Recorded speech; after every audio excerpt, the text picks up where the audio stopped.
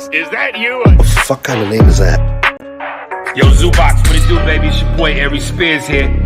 Going to win, Zoobox, and persevere. The Zoobox is working. I don't know what Zoobox means. I don't get it. Is this just some, I mean, obviously it's a code name of some kind. Zoobox is working, man. He says you a trash rapper. Hey, man, I want to dress up like a bunny rabbit and fuck. That's all I gotta tell you, Zoobox. Come on, man. Chin up, find a place to smile, right?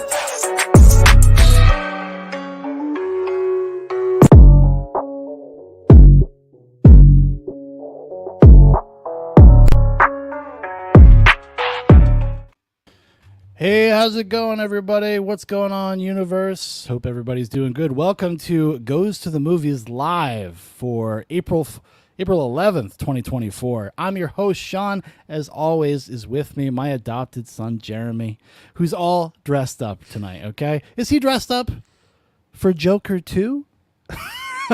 Is this a, sir, 2 tickets to Joker 2, please?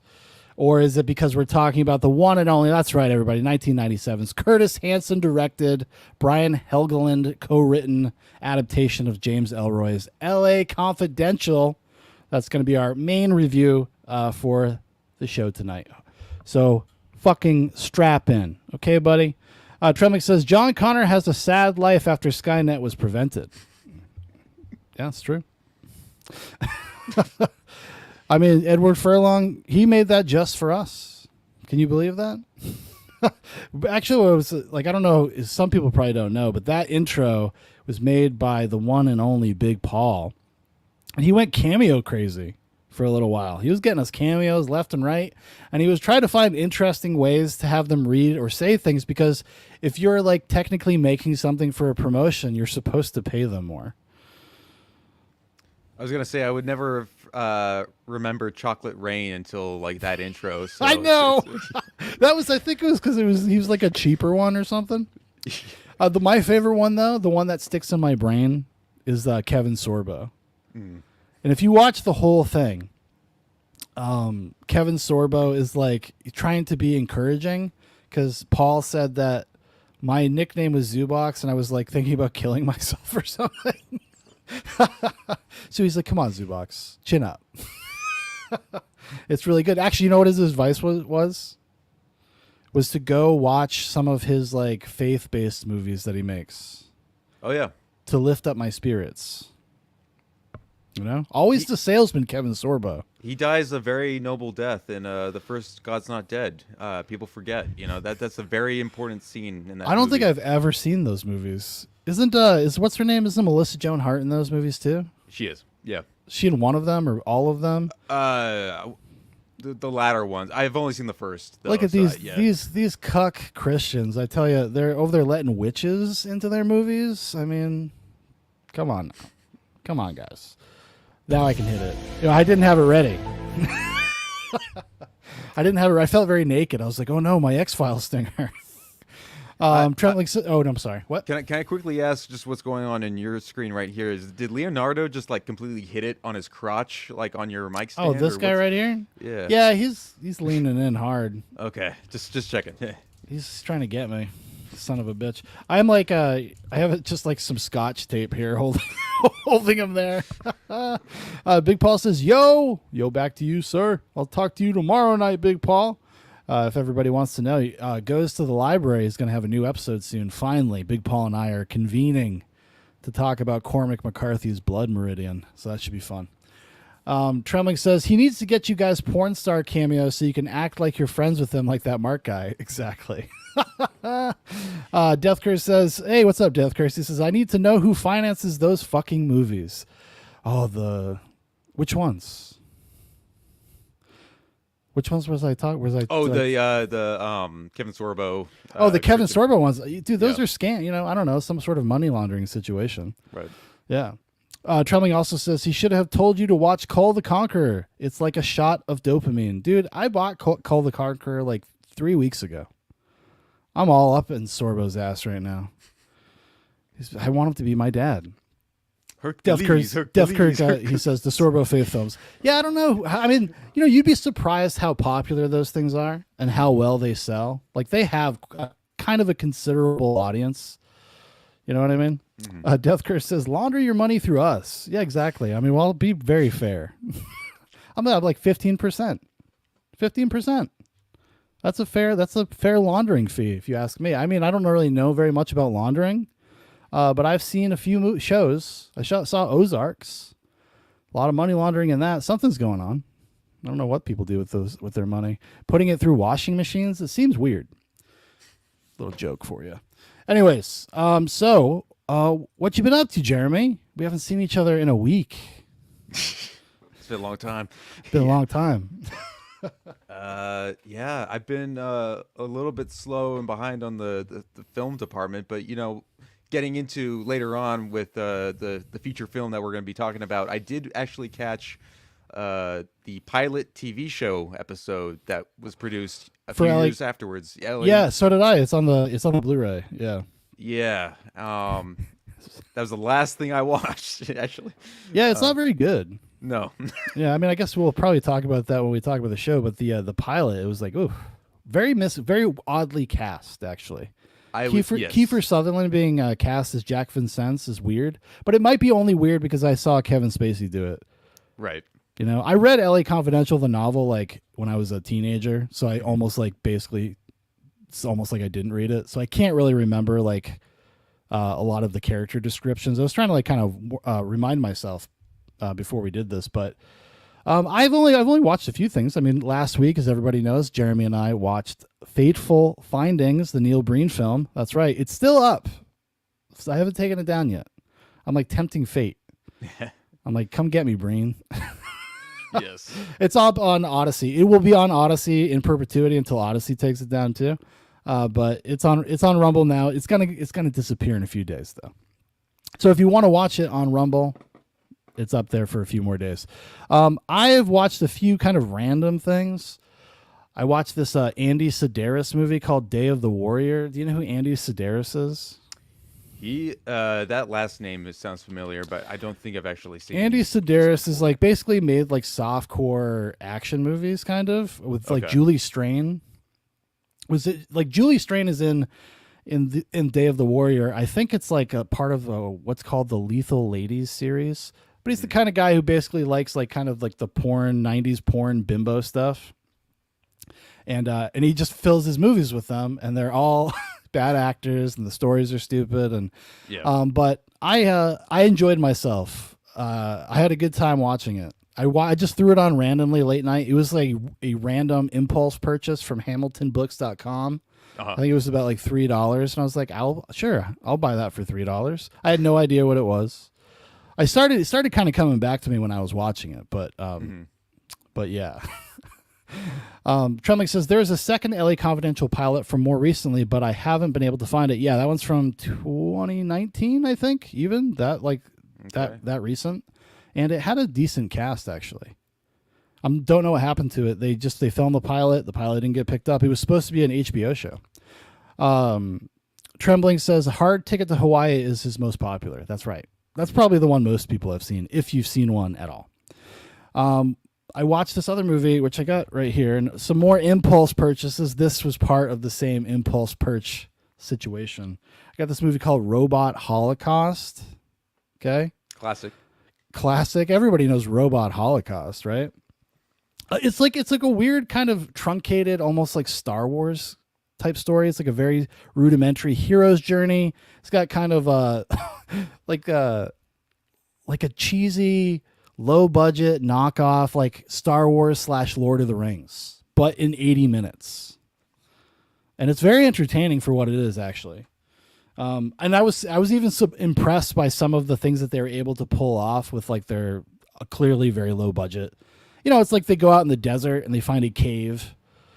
They film most of it out in the open desert in California, and then like build a few things in what looks like a cave, and then everything else is like done in their apartments. So I got respect for people that kind of bring the ingenuity, Are there There's boobs. Oh, well, of course, yeah. Yeah. Are there robot concentration camps? Is this what we're? This is what we've reduced it to. Honestly, there wasn't much of a robot holocaust. Okay. I will say that. I feel like the title is a little misleading. I mean, I know that there are some robots in the movie, and they are in danger. You know? I'm just saying, it wasn't much of a Holocaust. Like, people getting, you can't just be throwing around these words. Holocaust. Genocide. Okay? People gotta chill. Right. Another one of these impulse things I got was this movie called Land of Doom, which has a rad as fuck poster. And this movie is like, it's like a post-apocalyptic biker gang. Everybody's supposed to be very cool and very badass. Everything's supposed to feel very dangerous, but it was made by a bunch of like 22-year-old dorks. Mm.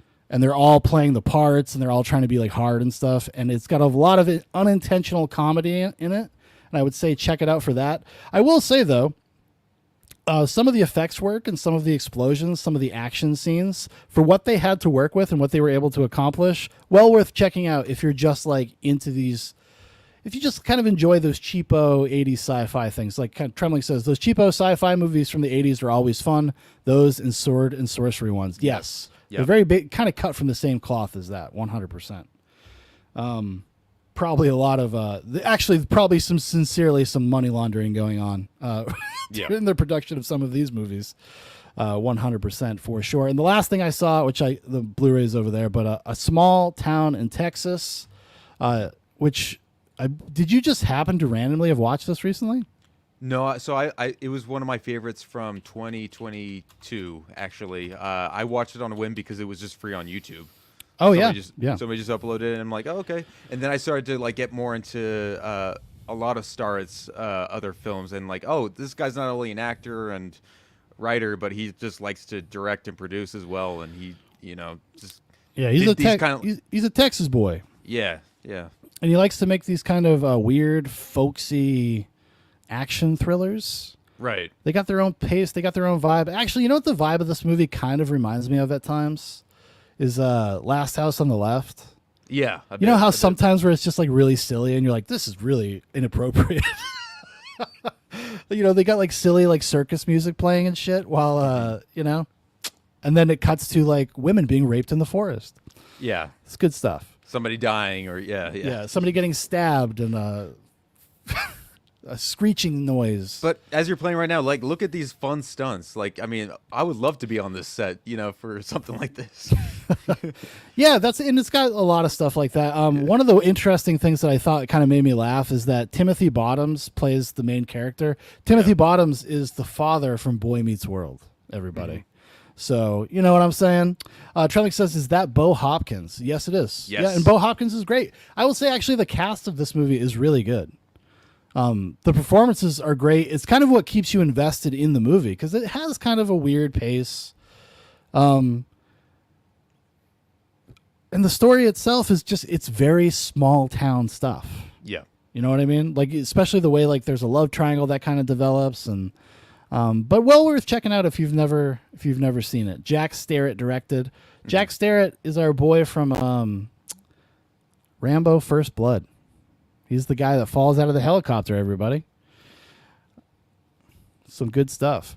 What did you say? You said you wanted to mention something about this when we were talking right before we went live. Oh, I'm trying to just that I can't remember off the top of my head other than just like it was one of those films I kind of just watched on a whim and was just taken aback. I love the music sting at the beginning and at the end and how it kind of complements each other. Mm-hmm. It's what's her name from Straw Dogs. She's the main love interest as well. Susan George. Susan George. She's been jumping around all there's a lot of like small town in Texas movies that you could all kind of bundle into one. Like it's its own little genre in a way because I agree. Takes part in that and a lot of she's been in a lot of them like Dirty Mary Crazy Larry. Yes. And that fits right into this. Right. Straw Dogs, even in its own weird way, fits into this. Yes. You know what I mean? We got Prophet over on Rumble. He says, dude, the Joker is coming out again? How are they even going to top that first picture? I mean, that part with the dancing on the stairs. I ain't never seen something so crazy. I mean, I was like, people seen this? We seen the same thing? Oh, don't you worry. We're going to talk about the Joker trailer. Real quick, Sean, I'll mention one more films I did watch in the past week. I did return to let's say I went down memory lane to When a Stranger Calls and When a Stranger Calls Back. Okay. Directed by Fred Walton, both movies. And I remember really liking When a Stranger Calls when I was much younger, when it was getting all the coverage on Bravo's like top 100 scariest movie moments of all time. Yeah. And it actually does hold up. What I did find surprising, and I guess I shouldn't have because I'm always like contesting with Letterboxd people, but I think the middle portion is the best part, and everybody else is saying the first third and the last third are the best part. I'm like, they're fine. That's where all the action is, but all the quiet dread is in the middle. Exactly. I mean, because she knows what's going on. That's what makes it scary. You know what I'm Right. saying? Like, Yeah. Well, it's because it's a completely different movie at that point. It's a police procedural, but it's not done in the most case by case basis. It's actually like a really haunting cat and mouse thriller where each character is doing something that's really unpredictable, and then it goes back into predictability by the end, and then from the beginning. And yeah, I don't know. I've never seen the sequel, When a Stranger Calls Back. I should check it out though, because this looks like exactly like the mediocre '90s thrillers that I actually really enjoy. Like these, well, this is a TV movie. Yeah, it's not as bad, but as it looks, but it was not like a good sequel to live up to it. It's very it's mediocre. Yeah. Tremling says she was the wife of Franco Nero's friend in the Enter the Ninja that his friend encourages to fuck. I don't know if I've seen Enter the Ninja. I think it's probably just so long ago. Yeah. So long ago that I can't remember. Oh, one more thing I did watch. I roped my wife into watching Rebel Moon with me. If everybody doesn't know, next week, Rebel Moon Part 2, The Scar Giver, is going to be upon us. And I made my wife watch it with me. I've definitely softened a little bit on it. I still don't think it's great. I think it's it's way too fucking long. It feels like a TV show, like a miniseries. Like it feels like a miniseries with shit just cut out of it, which is essentially what is happening. Yeah. Because if you're going to release a 6-hour version of this in August, that's like, what can we just focus on making one good fucking movie? Like you have to have alternate versions of your movies as a marketing tool. I don't know if I'm going to want to go back and watch the 6-hour version after I've sat through, the 4.5-hour version. I don't know. Have you watched Rebel Moon at all? I still have not watched it yet, but Sophia Boutella is a 10 in my book, and that's all that matters. So That's all that matters. Yeah. I'll be curious to see what you think of it. If maybe when are you going to watch it? Are you going to probably at some point? Have you been waiting for part 2, Jeremy? You're like, I can't watch part 1 without part 2. I'm not the most I love a lot of earlier Snyder stuff. I've not been that deep into the later input that he's been bringing out or output that he's been bringing out lately. But so what's your cutoff with Snyder? Dawn of the Dead? That's his first. No, movie. yeah, I know. No, I guess it probably started with Batman v Superman, where I've seen some of those latter films, but at that point I just kind of caved off a bit.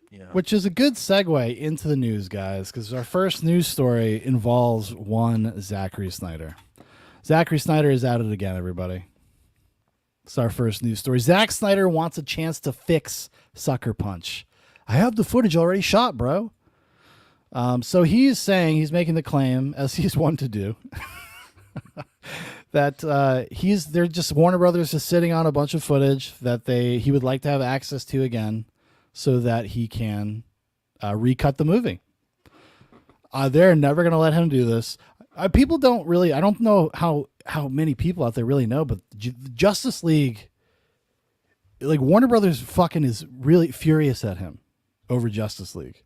They gave him an extra $75 million to finish it. And I'd say I'm glad he got it. I liked the Zack Snyder's Justice League quite a bit myself. But the studio, there's no way, because Sucker Punch is also a Warner Brothers movie, they're not going to give him fucking money to go recut Sucker Punch for 10 people that want to see it. Because, I mean, if you thought Zack Snyder's Justice League was niche, I mean, like that only a couple million people watched that when it came out. I can't even imagine how niche Sucker Punch is. I know it has its fans, and I've seen it, and I don't like despise it or anything, but I think it's incredibly. It's on the mediocre side of his. Yeah, it's like mediocre. films. It's like I see what you're saying, but you're not you're not getting it. You're not doing it, and watching what is essentially a cartoon is a little boring. It's a little boring. Trummick says, I've never met a single person that likes Sucker Punch. Dude, they're out there. There's some Sucker Punch defenders out there. Yeah, so he just did a big interview with Empire because Scargiver's coming out. That's Rebel Moon Part 2, excuse me. The Scargiver. And he talked about it a little bit, and basically he's just says that. He says, let me see here. I have the footage already shot. They just have to let me put it together, he says. We ask every now and then. We have to ask. Again. I think there has to be a window when no one's got the movie. Given the success of previous fan movements, we may see Zack Snyder's new and improved Sucker Punch one day. If they want to start a campaign, that's all right, he says. Your move, baby doll. Oh, my God. So that's kind of funny. I don't know. I mean, I don't have any interest in seeing another cut of of Sucker Punch, but I say that, and I would definitely watch it. Even though I don't right at this moment care at all about it, if it came out, I'd probably watch it for posterity. I've probably said this before on the show or somewhere else too. Like I have no disdain or dislike for a lot of what Snyder does. I just don't understand this like hyper maximalist like appeal to him. I guess it's just he definitely stands out as a visionary, but he's not like anything like truly special, like in the grand scheme of cinema, if you want to. Well, he's trying to be like a myth builder. He's trying to engage in like kind of the mythic art of storytelling. Right. And he wants to be part of storytelling tradition. That's why I think a lot of his stories are very archetypal. I think that's on purpose, so that they actually fit into like thematically the stories that we've been telling each other over and over again for 2,000 years. I mean, the Rebel Moon is like Star Wars. Yeah. And it's intentionally so. Like, it's not a mistake that it's like that. It's actually like he's doing that on purpose. Mm-hmm. It is an homage to that. Like, I mean, if they hadn't, franchised Star Wars and it was just a movie in the 70s that everybody really liked, and it was a really great sci-fi movie, or even if they had that first trilogy, like, people would probably be ready for something like Rebel Moon at this point. But the fact that we just continue to go back to that well, and there's so much Star Wars shit out there constantly, and Star Wars movies have the same problem too, and TV shows. They tell the same story over and over and over again. The characters are the same over and over and over again. So we never get like a break from the formula. And I think maybe if we had gotten a break from the formula, maybe Rebel Moon would have hit better for people. Sure. But even then, I think Rebel Moon's pretty messy. There's things I like about it. Like, if you get high and you watch it, it goes down pretty easy. Like, it's a nice thing to look at, for sure. I just wish there was something to it, because there's so much cool shit in there that, like, in a vacuum, I actually kind of like and enjoy, because it is trying to be like rated R Star Wars, and I'm not completely like allergic to that. Mm-hmm. He's doing this. Actually, I'm glad I have this DVD here. He's doing this with $250 million. That's actually gonna be his next film. I hope so. He should, dude. If go remake what is it, Robot Holocaust? Go remake Robot Holocaust. Give the people what they want. The one thing I do want to see from Zack Snyder is I do want to see his Ayn Rand movie, because it would just make people very upset. Oh yeah, people would freak the fuck out. People will freak the fuck out about that. So in this next story we got, or you don't have any more to say about that, do you? No, I was gonna say, just like real quick, when I go back to anything Snyder related, like I still enjoy 300, and it makes a good pairing actually with like Sin City as well. Like, it was like the right time to just like adapt comic books, in that format, in that style, and just nail it. If somebody else is writing we're usually okay. Right. It's when Zack Snyder puts pen to paper that sometimes we're in it just trouble. doesn't work for me. There's something about it. It's just all bro dude philosophy that like is pretending to be it's like masquerading as being very deep. And it's not. And that's fine. There's nothing wrong with that, by the way. But yeah. Trelling says the hero's journey Joseph Campbell thing is a guidebook for hacks.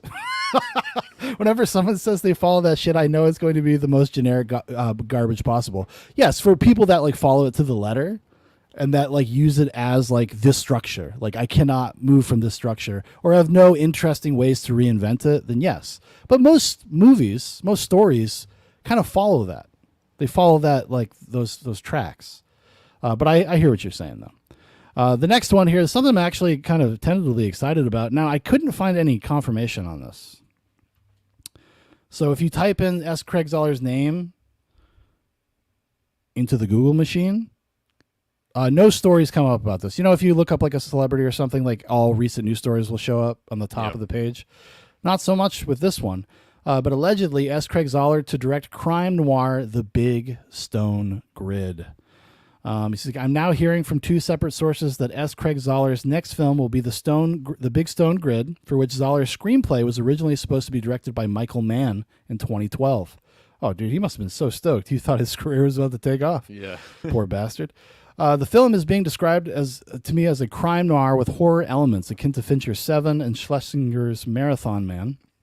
The story tackles two decorated detectives who uncover a terrifying extortion ring filled with sadistic murderers that operates within the secret underbelly of New York City.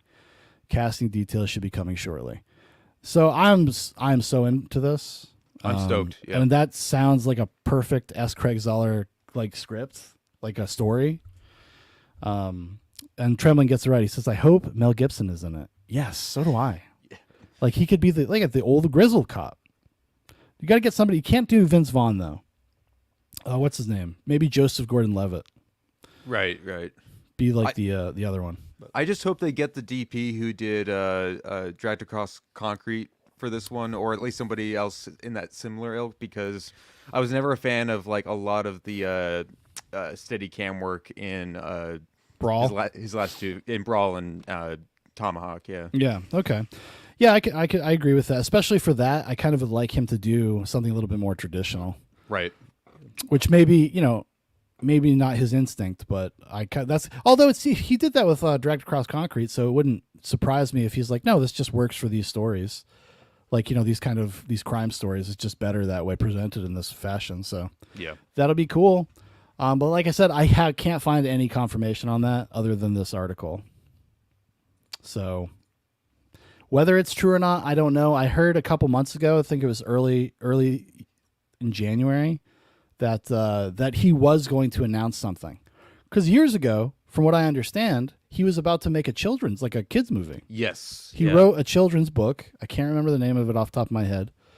But he wrote a children's book, and he did a screenplay for it, and that was going to be his next project, and it never manifested. Although, like, because he kind of... It sucks. Like, he's kind of a victim of the Cinestate explosion. Like, he didn't have a home anymore. Right. Because all of his previous films were through Cinestate. So he needs to bring Dean Cundy out of obscurity to be DP. Yeah, that'd be cool. Hey, I would see that. Absolutely. Dean Cundy, though, people gotta... we could need, like, a new crop of everything. We have, like, no good movie stars. Millennial directors suck. And, even, like, our craftsmen suck. Everything looks like it's a fucking flat television show because they're trying to appeal to a global market. So they don't want any personality in anything. Well, even to the point, like, I don't know if this bleeds into another story you're going to pop up, but, like, even just how Coppola's Megalopolis is being treated right now. It's just like, what the hell is going on with people not being able to take in cinema? Well, what it once was. Yeah. So we talked about Megalopolis before. Let me bring up the story here. It's now been selected for Cannes, so it's going to get into Cannes. But they were looking for studio support, basically for marketing and distribution, because Coppola spent all of his money on this movie, for real too. Like, it's not even like a joke. Like, he's basically he sold his vineyard, he sold the wine business to make this movie. And he's looking for, help with distribution and stuff, and he's not getting it. and people apparently that saw it, like executives and stuff, were a little bit bewildered by it. Some people are kind of talking about it in the same way people were talking about Kubrick's Eyes Wide Shut. I saw somebody say that, and I was like, oh, that's probably a good comparison, because they're like, well, how do I market this? Yeah. Like, how do we do that? How do we sell this movie? And I think the obvious answer is the star power. It's got a lot of star wattage in this movie. I mean, what's the cast on Megalopolis? It's got a couple canceled stars on there. You got well, he's not canceled. Shia LaBeouf, Boof. the Beef. Adam Driver's in it. Giancarlo Esposito. Dustin Hoffman, Lawrence Fishburne, James Remar, Jason Schwartzman, John Voight, D.B. Sweeney, Balthasar Getty. Wow, I haven't seen him in a while. Actually, last time I saw him, I think, was Twin Peaks: The Return. I think that's probably the last time I saw him. Yeah, he was one of those. He was part of that like brat pack of the early 2000s.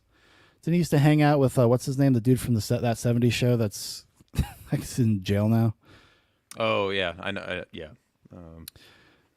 Trembling says Megalopolis doesn't have several exposition dumps that tell the audience in minute detail what is happening, and this generation can't handle that. That's my assumption anyway. Yeah, because I think it's more about these kind of broad ideas about hedonism and corruption and elites and the levers of power and how those things are kind of manipulated by these people that don't really care about anything. They're beyond consequence. It always sounds better than that Babylon movie from a couple years ago. Oh my God! What's the director's name of that? The guy who did he did La La Land and Whiplash. Yeah. Whiplash is the only one that I've liked. Yeah, I was not a big fan of La La Land. I know people love it. Damien Chazelle. That's right. I liked Whiplash. I remember being like super, and then it got me excited to watch Damien Chazelle movies, and then he kept making movies. Like Babylon is excruciating to watch. That movie is like, it's like watching fucking paint dry, and it shouldn't be at all. And it's also evil. And it's the way, what it says about filmmaking is like evil. It's gross. Yeah. Pretty much. And I wish it was better. Because I'd be totally down for something like that, like a wild romp about making movies in like the late 20s and 30s. Why not? Yeah. I'd watch that. But yeah, Megalopolis is struggling to find distribution. I mean, if it's at Cannes, I'm sure it'll be out in some form from somebody somewhere. I suggested on X that they get in touch with Tubi and make it a Tubi exclusive. You know, Tubi, I understand that they like to play things cheap, okay? But if you want to secure a Coppola for your platform, and this is your opportunity, you can swoop in with the marketing. That's all they're looking for, marketing and distribution. Promise them he'll put it in some theaters. Be the first Tubi movie in a movie theater. You know, it's like so weird. Have you ever seen a Netflix movie in the theater? No, I don't think I ever have. When the logo comes up, it feels wrong. Yeah, yeah. Well, I hear it's the same with Shudder now. Yeah, too. dude. When because I saw Late Night with the Devil, and when the Shudder logo flashed up, I was like, "Oh, why did I pay for more money? I paid almost $20 to watch this." Jeez, gave me the willies. Well, I'll tell you. I think it was the day after my birthday, and we had a few people over just to watch a couple flicks and hang out and chill. I decided we all watch The Stuff. You know, the movie The Stuff, everybody's favorite classic, you know? Yeah. Was that Cohen? What's his name? Larry Cohen? Larry Cohen's The Stuff. And for whatever reason, my Blu-ray was not compatible with the player. And do you know who had my back? Tubi. Tubi had my back. They had the film in like the perfect quality, and I just plugged it in, and because it's the Shout Factory version, because they have like a Shout Factory channel on there. Right. So it's their transfer. Yeah. Yeah. Listen, Tubi, when you're in a pinch, Tubi always coming through.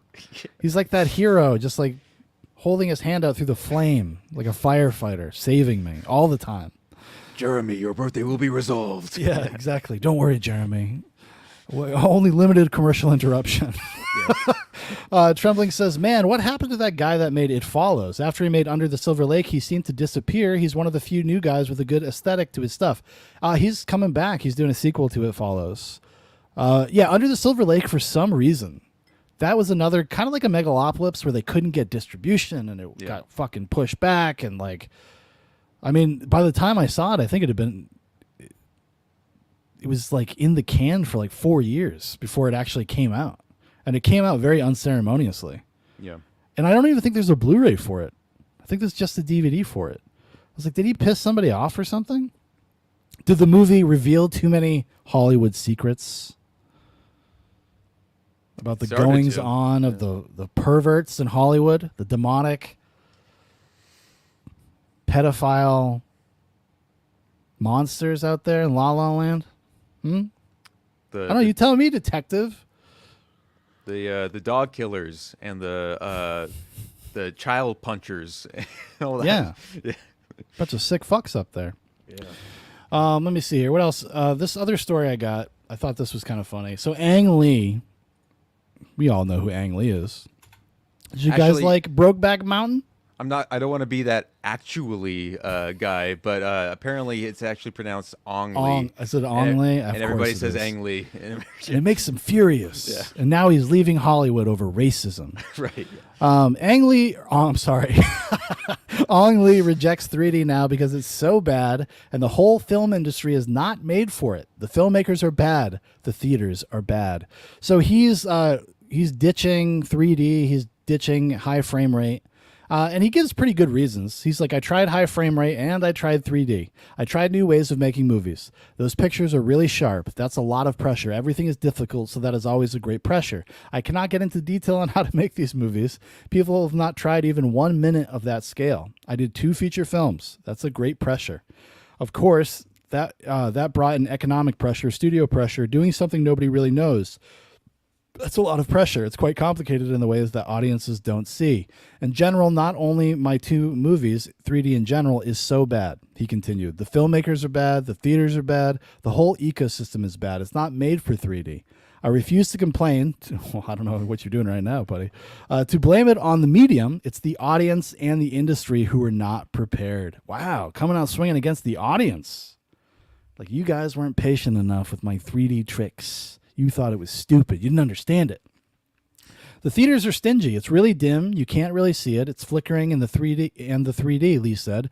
People do a poor job. It gives you a headache. It's purely bad. You can't blame the audience for not liking it because it's bad. And they're asked to pay more money. When it gets good, people like it. It's simple.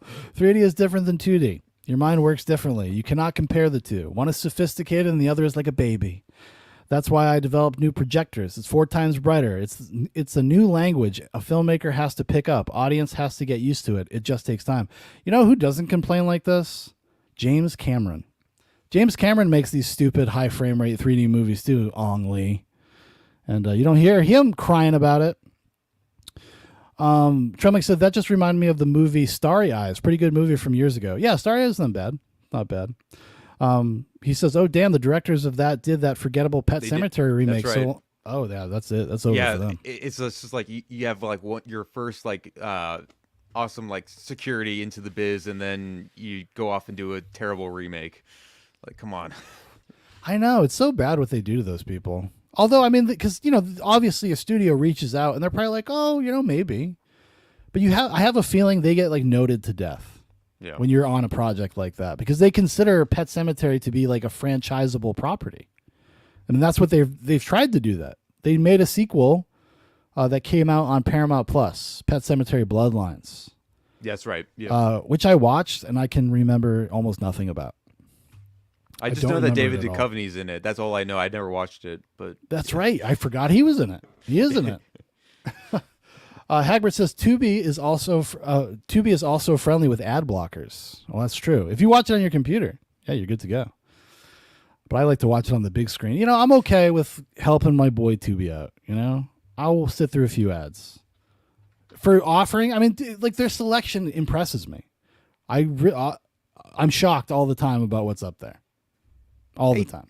Tubi's got to make that ad revenue. They got to try it a little bit. Hey. Help them out.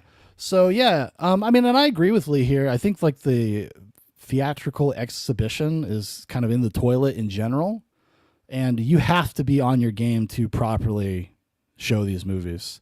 I actually saw his Gemini Man in theaters, high frame rate, and in 3D. because I was like, I don't really want to see this movie, but I want to see it for the experience, the technical aspect of it. And I was like, and the only way to watch it is definitely to go to a theater and just have the full experience. And his criticisms are very accurate to my experience watching Gemini Man. Like, the 3D was okay, but it wasn't great because it was too dim, and then the dark scenes are way too dark.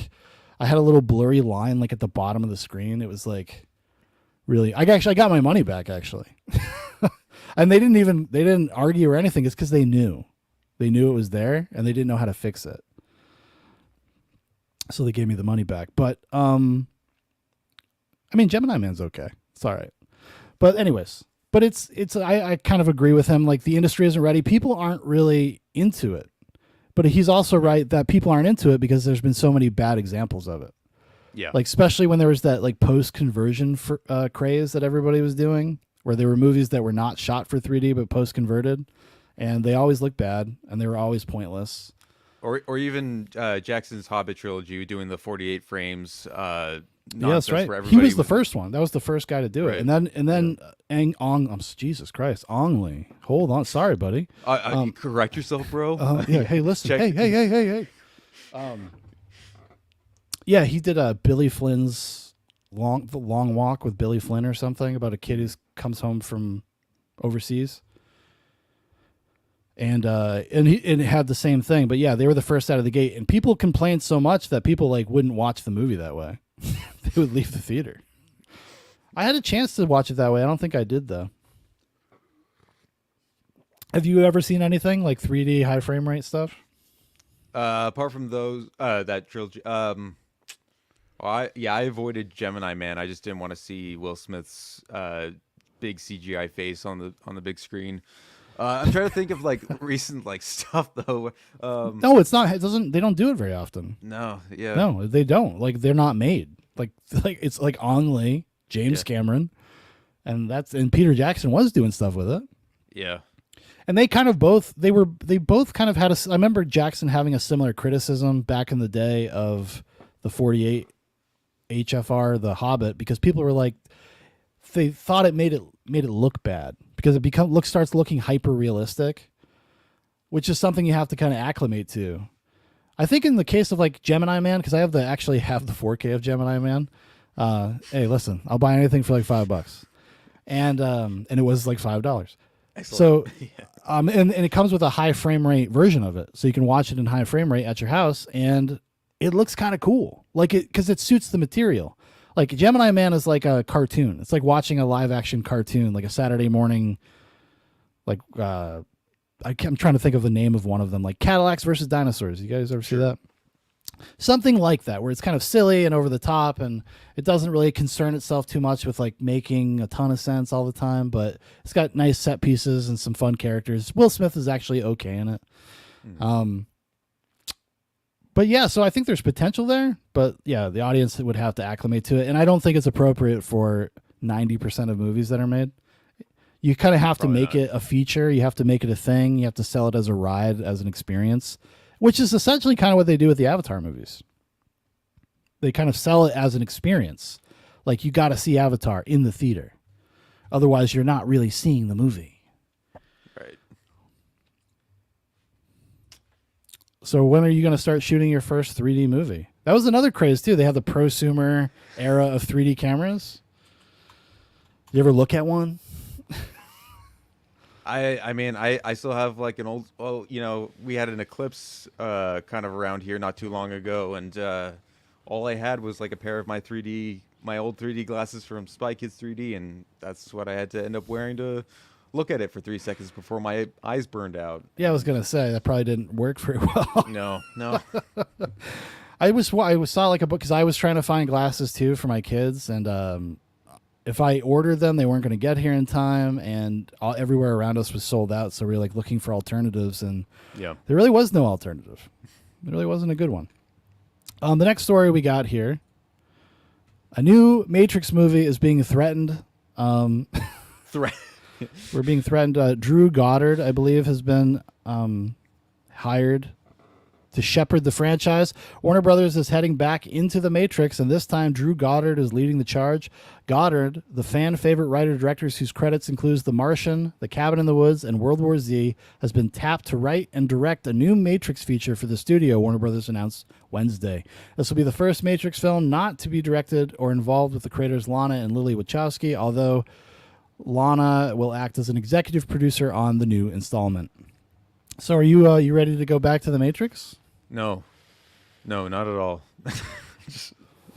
Not after that last one. I don't know. No? See, I'd give Matrix Resurrections, I think the first hour is like interesting. Yeah. I don't know if it's ever good, but it's interesting. And it kept me engaged. And then at some point, the movie just completely collapses in on itself. Right, yeah. And the action's bad, which seems like a big no-no in a Matrix movie. Like, they're very underwhelming set pieces. Like, they have the fight when they're in that, like, I don't know, it's like a warehouse or a shipping house or something, or a shipping yard thing at the end, where they have this big fight, and it's shot really poorly. It's, like, really bad. Right. Looks like a television. It looks like a CW show. Well, yeah, no, just right down to the shots. I don't know who shot Resurrections, but it didn't look like any of the other ones. Even like you can say what you will about the quality of the sequels, but those still look more filmic than what we got there with that fourth film. I don't know what was going on. Yeah, I don't know either. Yeah. It's kind of just, I don't know, modern filmmaking. There's rumors, people speculate that the Wachowskis, because Warner Brothers essentially went to the Wachowskis and was like, do you guys want to crack at it? Because we're doing it. Mm-hmm. Like, regardless. There's going to be new Matrix movies. Do you want to be involved? And essentially, I think Lana Wachowski, the theory is that Lana Wachowski was trying to make something that you couldn't make a sequel to, and that would kind of be bad, intentionally. I don't know if I really buy that, but that is what is out there in the ether. But Drew Goddard, he might deliver something that is at least approximating entertainment. The Cabin in the Woods, I haven't watched it in a long time, but I remember thinking it was okay.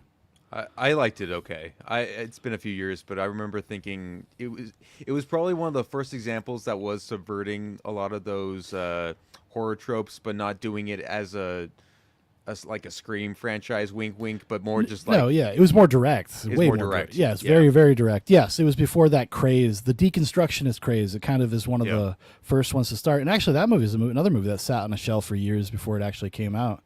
Yeah. Which they ended up getting lucky because some of those people, like Chris Hemsworth, ended up becoming very famous in the interim, you know? Yeah, because I think I lived in Alaska when they were shooting it, and then I moved back to South Carolina by the time that it actually came out in theaters. Well, Chris Hemsworth, if I remember correctly, like he shot that movie well before Thor, but they released Thor before they released Cabin in the Woods. No, that's what I'm saying. Like, because MGM went bankrupt. They made Red Dawn, and then they made Cabin in the Woods. Both had Chris Hemsworth. He was like their guy. Yeah. And because they kind of discovered him, and the studio was trying to push him as the next big thing. Both of those movies get shelved. Red Dawn gets shelved because they had to change who the bad guys were digitally. I think it was supposed to be... Oh, I can't even remember what country it was supposed to be.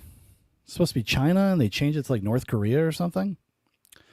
Because they wanted to get those Chinese bucks. Yeah. No, they wanted to get the Chinese money. They wanted it to be released in China. So they literally went in and digitally changed the uniforms and all the patches and all the stuff. Because they did it like a year after it was completed, and it was like a requirement for it to be actually finally released for whoever ended up.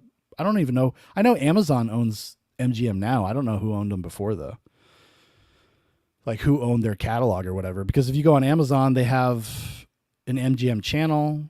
They own all the rights to all like the James Bond stuff. They have all first access to that stuff now. So I don't know. But I don't know. Would you give another Matrix movie a try? I mean, we will go see it. If it looks promising, like I'll probably still end up getting around to watching it. I'm just getting so tired of being let down by every little thing that comes out that banks on a property or tries to reignite that nostalgia again. I'll tell you right now. A couple weeks ago, I tried watching because I grew up around in my time. I tried checking out that Avatar: The Last Airbender live action series on Netflix. 10 minutes in, I tapped out. I was like, I could not do this shit. Yeah, you're at the point of your life you're like, I'm gonna die someday. Like I cannot be filling my time with this shit. No. Yeah, exactly. I didn't even bother. I mean, I've never seen the cartoon all the way through. I tried to watch it with my kid. Like I thought my kid might like it, and he was a little too young. So maybe we'll revisit it sometime in the future. But yeah, I don't know. I just don't really have even much interest. Even if I have more interest in watching the cartoon than I do watching the live action series. Sure. Treming says, how mad would you be if you bought a 3D TV back in the day? No, I'd be happy. I'd be sitting on one of the only 3D TVs around right now. Because if you buy movies, like I'm a big, I talk about this all the time. I buy movies a lot. You go to weird stores. You go to Dollar Trees. You go to or Big Lots.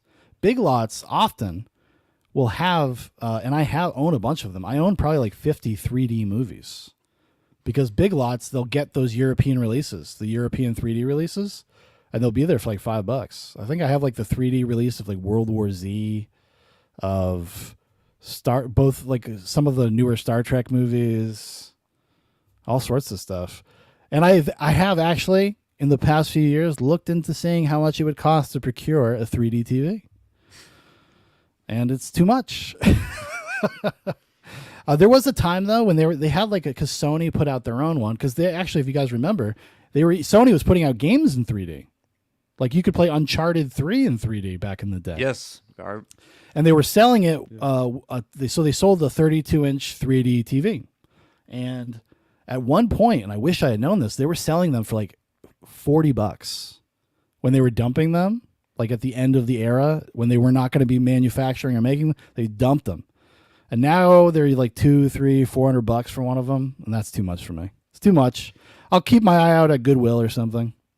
Dude, old school Best Buy. I mean, even when Uncharted 3 came out at the time, you used to be able to just go into the store and play the demo just to even get a taste of it and test out the TV as well, how the 3D technology works. Mm-hmm. Now it's just so like bare bones. You can barely find anything in that store now. Dude, Best Buy is like it's like post-apocalypse in there. Yeah. It's like so dreary and depressing.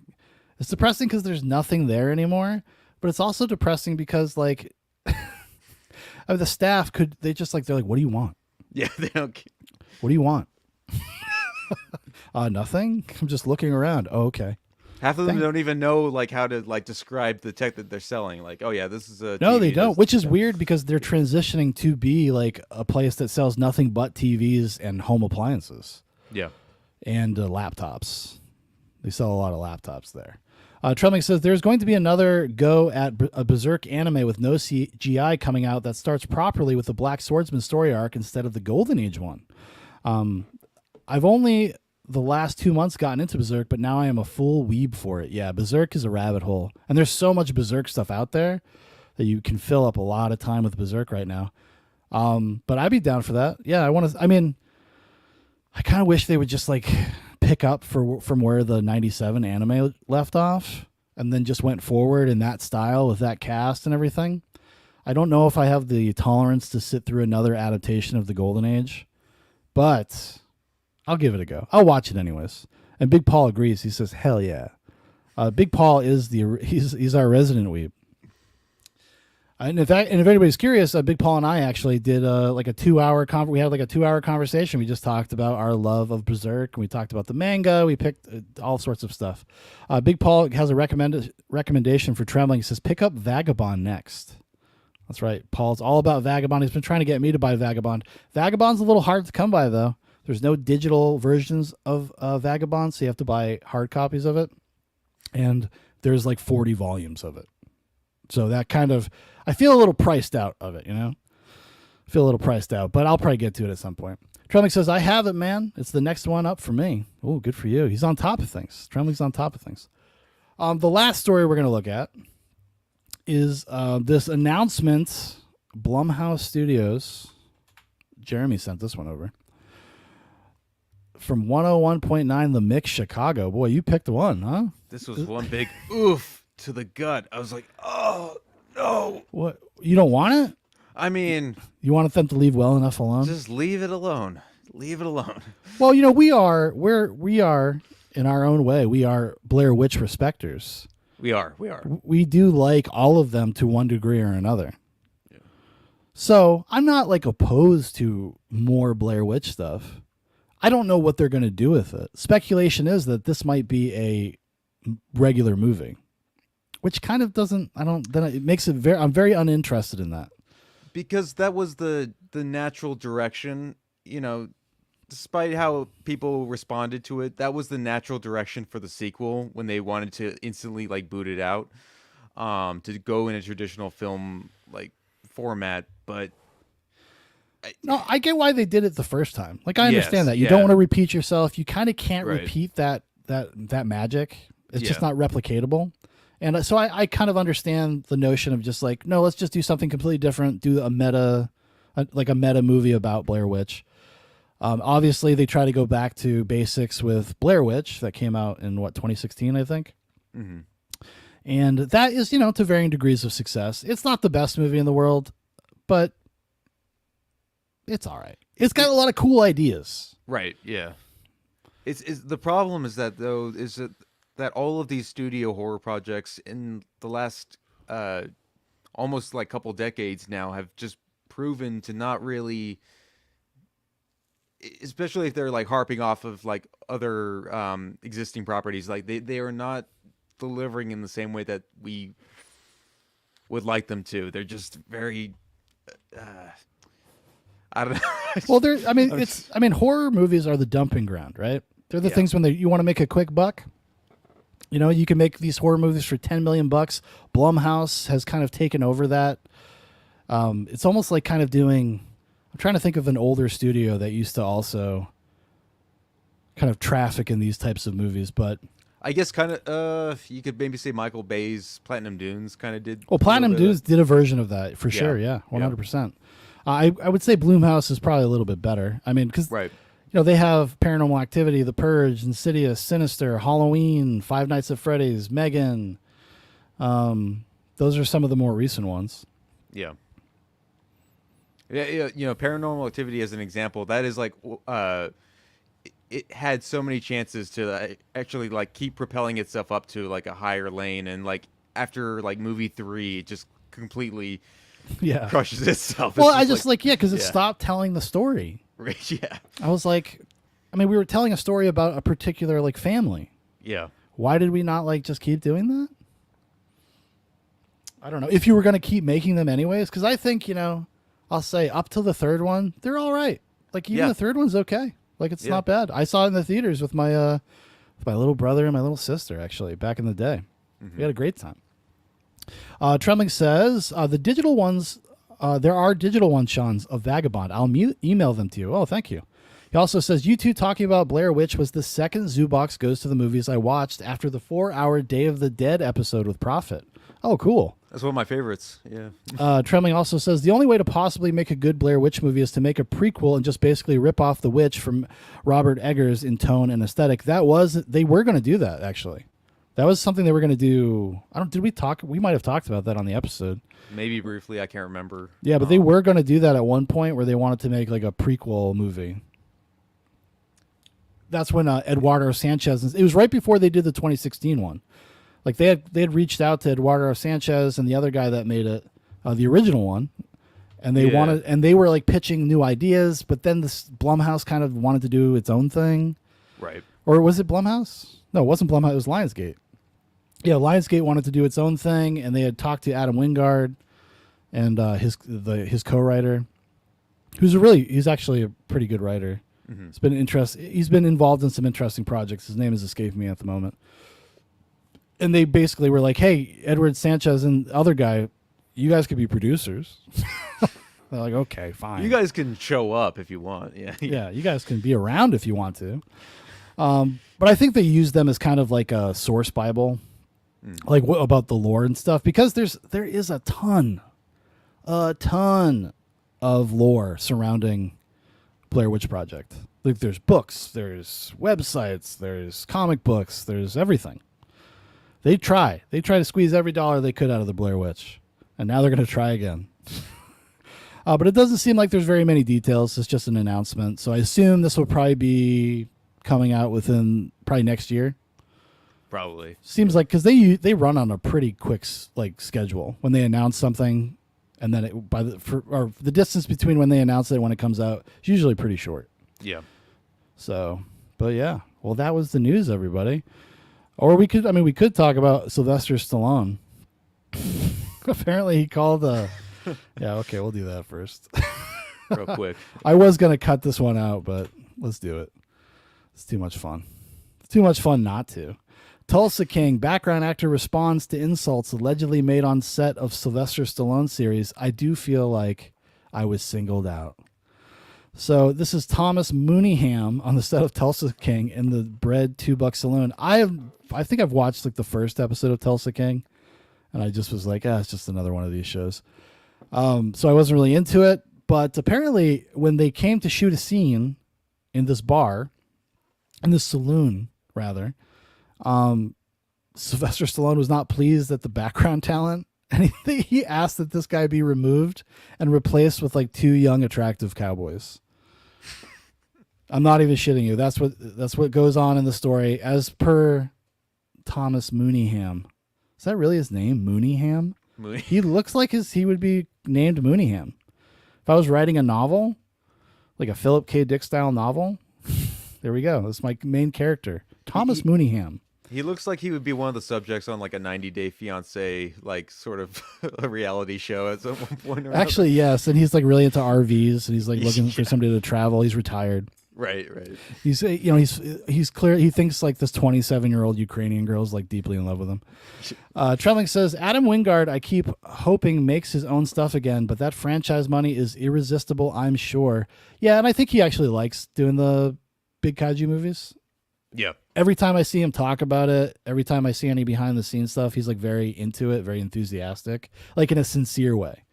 No, and not to like disregard the story we're talking about at the moment. Adam Wingard, I will say, like, of all of those directors that jump into all those big franchises, like, he's one of the ones I actually respect a little bit more in terms of his just like genuine interest in it, and not just there for the money and not just there for the fame and the credibility. Like, he actually seems like he's really interested. Yeah, he's very interested, but he's also very self-aware too. It's very funny to watch. Listen to Adam Wingard audio commentaries of like the first movie, like from Your Next, The Guest, and Blair Witch.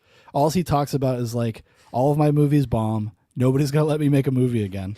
His first hit is Godzilla vs. Kong. Like, so that's the first successful movie he's made technically. Right. I mean, while like culturally, like, you know, Your Next is a pretty, you know, that's one of the better ones that has come out in the past 15 years. Mm-hmm. Better like little indie thrillers. The Guest is pretty good. Like for what it is, very entertaining. What did he do? Anything else? And then he did Blair Witch, which is we think that's okay. I wonder if there's like one more. I know he like collaborated a lot with those other guys, Ty West and all those guys who were all in their bubble, they're all from that same circle. Yeah. No, I think Godzilla was his big stepping stone. Yeah, that was like him. Well, Blair Witch was supposed to be his moment, and then Blair Witch bombed. Because that was supposed to be a giant like trilogy, and he's going to make his mark with those movies, and nobody showed up. Yeah. Apparently, the draw of Blair Witch was not enough for people. Honestly, it might have done better if they had just kept the original title, The Woods. if it called The Woods, but then like the twist ending is that it is a Blair Witch movie. Like, at least like hide that till the end. Like, that would have actually been a bit. Well, the way they announced it was very cool, because they did that when I think they premiered it at a Comic-Con or some convention, and when all the journalists went in, it was all The Woods, like outside, like all the marquee and the artwork and the posters, and nobody knew that they were going to see a Blair Witch movie, and when they came out, they had switched it all to Blair Witch. But that would have been a cool surprise to find out like halfway through the movie or at the end of the movie that, oh my God, this is a new Blair Witch movie. They probably should have held it a little closer to the vest. Although it would have been, they didn't construct the movie to do that. They didn't construct the movie as a mystery in that way. So I guess it wouldn't have worked with the movie they made. Trumping says, speaking of that crowd, have you guys seen the trailer for Ty West's Maxine? I did watch the trailer. Yes, yeah. I still haven't watched Pearl yet. I've only watched X. I was waiting for Maxine to come out to watch Pearl. We'll probably talk about it. I'm sure we're going to go see it when it comes out. So I'm sure we'll talk about it right here on Goes to the Movies Live. Okay. But yeah, maybe when it comes out, we'll do we'll watch all the Ty Wests, that trilogy, the X trilogy. Well, so yeah, I've not seen the other two actually. Yeah, I'm waiting for this one to come out before I do a full trilogy watch. So this is the one trilogy of all trilogies where I've just been restraining myself and not seeing any of the films before. Yeah, I know that they're all like a little tonally different. Yeah, like the first one's like a 70s grindhouse movie. The second one's kind of like a campy, almost like Mommy Dearest type thing. Yeah. And then the new one's like a gritty 80s Frankenhooper, whatever his name is. The guy who did Frankenheimer, or who am I? Frankenlooper. Frankenlooper, yeah. I think. Yeah. Stuff like what is it called? Not the New York Slasher. What's the slasher movie with the guy who sounds like Donald Duck? The New York Ripper. I retweeted our old boy Walter because he made this pitch saying this would be the better movie that would come out. I'm like, and then in one way I was like, yeah, I kind of want to see that now. If Chris Pratt is the killer and Sydney Sweeney's our main heroine or whatever. Yeah. I mean, we're due for it. We could go through another a real slasher cycle. Yeah. Like these indie guys, they got to go back to. Well, I guess that's kind of what Ty West is trying to do, and people aren't happy with that. So you can't please everybody. You can't please anybody. Yeah. Because Ty West is doing that, and they're like, "Fuck you." Right. I mean, I'm not like the biggest Ty West fan in the world, but I don't know. I don't understand the vitriol that some directors get nowadays. I don't understand. I can understand not liking Ty West movies, but why? I don't understand hating them. Right. I don't think any of them are that bad or misguided or have weird subtext or. But I don't know. Trembling says that's the way they should do a Predator movie, in my opinion. Make it a complete surprise. I think they were going to do that at one point, but not anymore. Now the new one is like a World War II one. I think they're doing another one because Prey was successful. For some reason, everybody loved that movie. I was really an odd man out with that one. It's just going to be Predator killing Nazis the whole time. That's just I know. Yeah, at some point he's going to become an anti-hero. Yeah. Oh, well, actually, they already did that. They did that in the Shane Black, The Predator. All right. They have good predators and bad predators. Yeah. Why can't we just make a fucking Predator movie? Right. You guys haven't done it again. You haven't recreated the formula. I don't know. Although I mean they tried to with Predators. That's probably the closest to the original in terms of structure and style. But yeah. But anyways, this fat guy got shamed by Sylvester Stallone. He's torn about how he's supposed to feel about it. I was seated at a table with another gentleman, like we were listening to the band, recalls Mooneyham, who tells Deadline that he used a cane because of bone-on-bone pain in his knee. Stallone's table with the other main characters was diagonal from ours, about 12 feet away. I did notice that he looked at me a time or two and he talked with, I guess, the director and laughed with him and all, but I didn't put anything together. Then we were moved from the scene and replaced with a younger cowboy and a good-looking cowgirl, continues Mooneyham. Now, does that bother me? Not in the least. What bothers me is that somebody overheard him and the director. It ain't even the part that I'm fat. I wasn't the only big one that was there, but I do feel like I was singled out because they said, old tub of lard with a cane. I was the only one there with a cane. Mooneyham is speaking out about his 12-hour day on the Atlanta set of the series that led to the resignation of Rose Locke Casting, a local company hired to find background actors for season 2 of the Stallone series. Deadline first broke the story on Monday. Oh, dude, you know what this is? This is a fucking smear piece. Yeah. This is a smear piece because Stallone has become more outspoken about things recently in the past few years, and also recently he's moved his entire family out of California. I think it was featured on that show, like the Stallones or whatever. What is it called? What's the reality show? Growing Up Sly or something? Yeah, with it's like a play on words with their. It's for his it's for his daughters. Right. He's trying to do his daughters a solid, set them up a little bit. They have a podcast, which is surprisingly sweet in a weird way. If you watch the episodes with their parents, it's actually very wholesome. Oh yeah.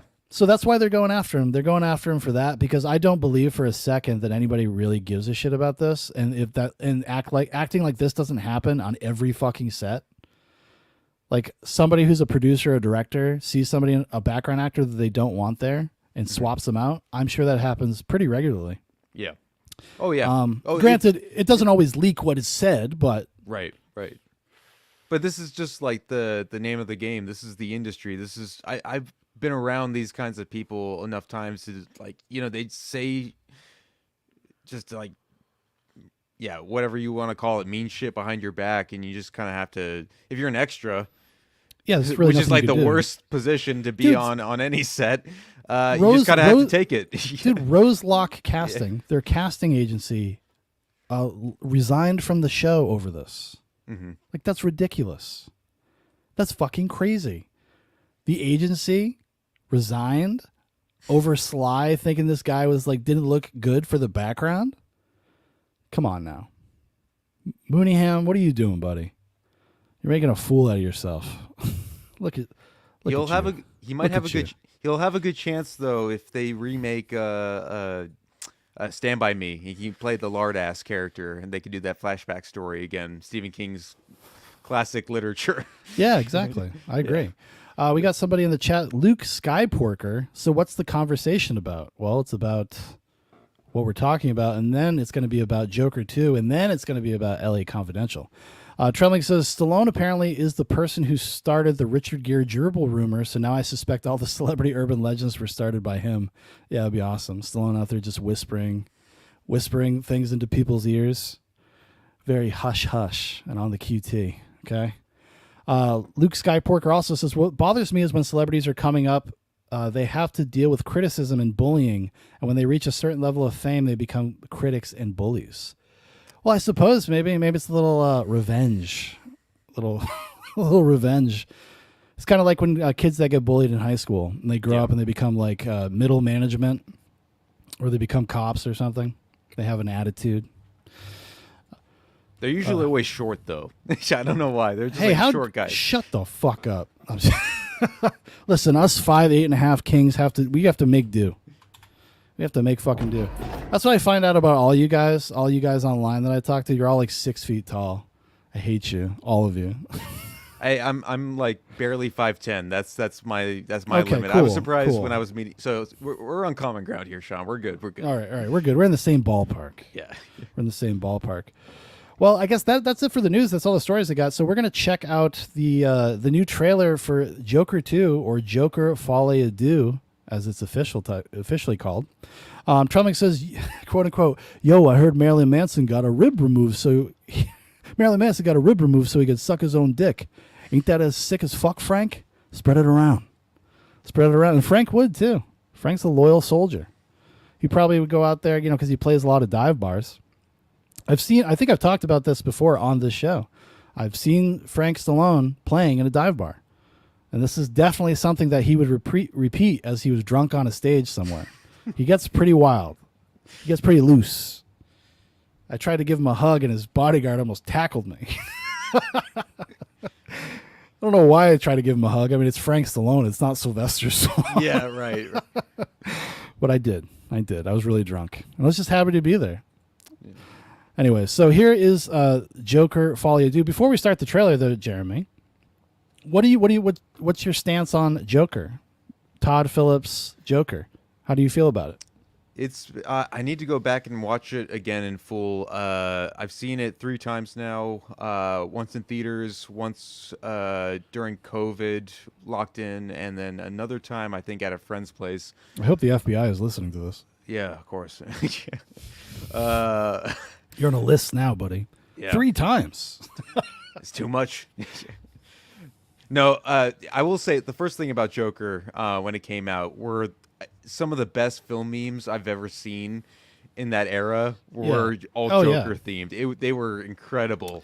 And just the fact, if you showed any sort of interest in the film, like you said, like there was like this vitriol. Yeah, like, it premiered, I think, at Cannes. Right. And then all the journalists saw it, and they all became very deeply disturbed Yeah. They became deeply disturbed by the film, and they thought it was going to inspire real-world violence. Yeah. From incels.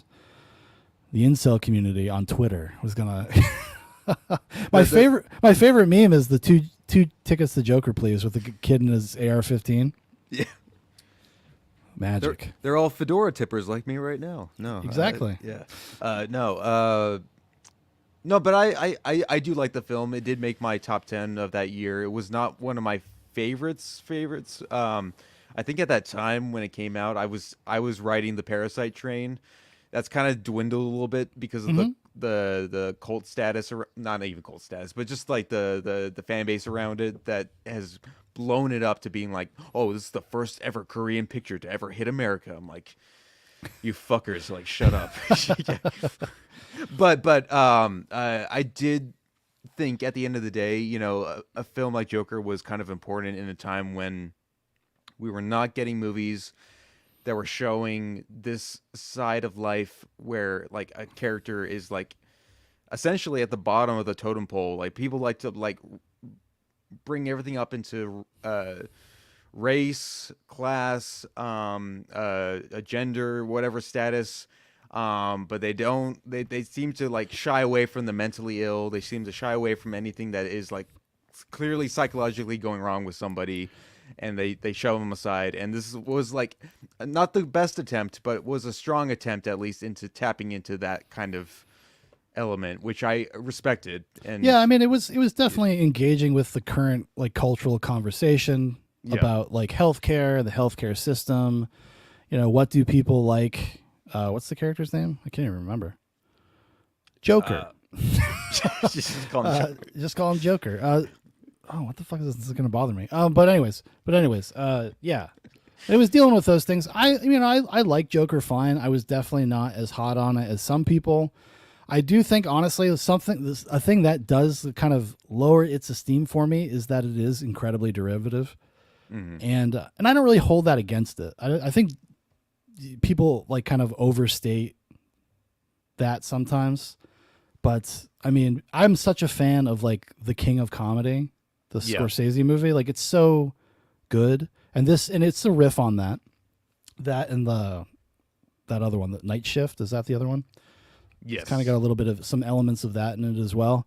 And, but yeah, I'm probably in the same boat as you. I kind of have to revisit it to really collect my thoughts about it in a more like coherent fashion. I mean, Joaquin Phoenix is great in it. I don't think that's deniable. It's an incredible performance. And he plays Arthur Fleck, by the way. Yeah, I just pulled it up. That's right. That's right. Arthur Fleck. Yeah. But yeah, so I mean, I'm anticipating this. I'm actually kind of cool. I'll talk about it as we go through the trailer. But I like the fact that they're kind of doing a completely different thing with this movie rather than making a standard sequel. That they're kind of just kind of like what James Wan does sometimes occasionally, like with like Insidious Part 2, how it's like a completely different kind of movie almost. Different style, different tone. And I think that they're kind of doing that with this, and I'm here for it. Let's go, boys. It's showtime. Wakey, wakey. Hey, Fleck, you got a joke for us today?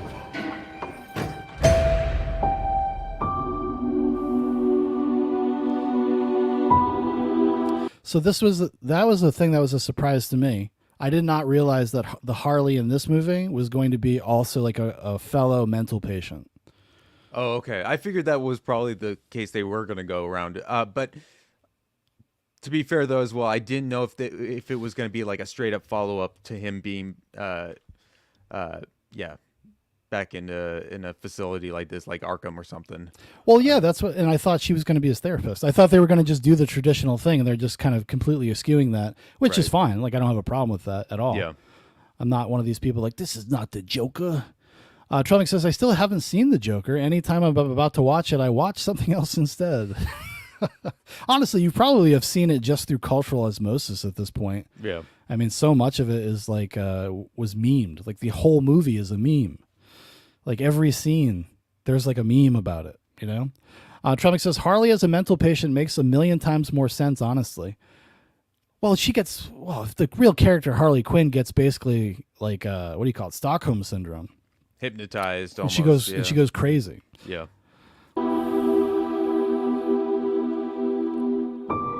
We use music to make us whole, to balance the fractures within ourselves. Can I just I'm say nobody. real quick, by the way, you know, I'll give credit where credit's due too for Joker.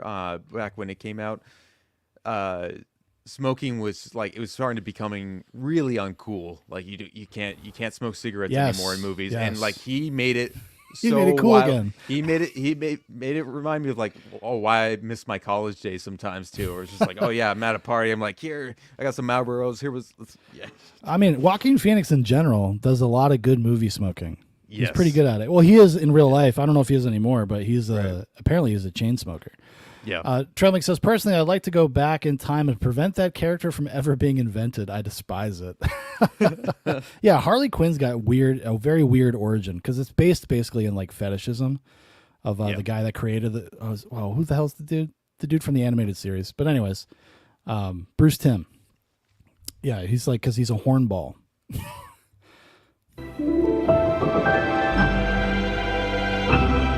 I haven't done anything with my life like you have.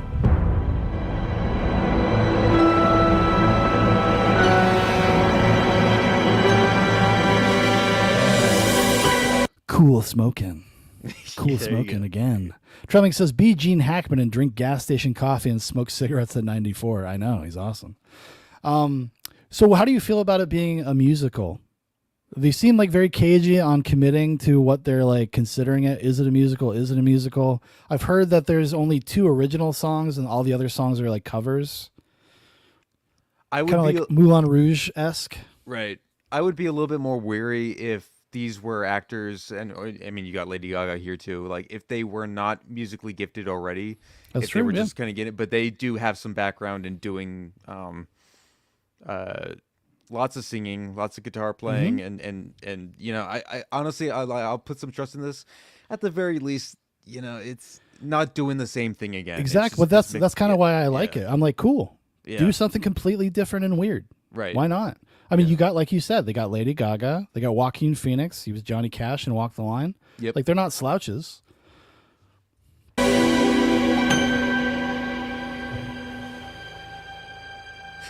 Let's get out of here.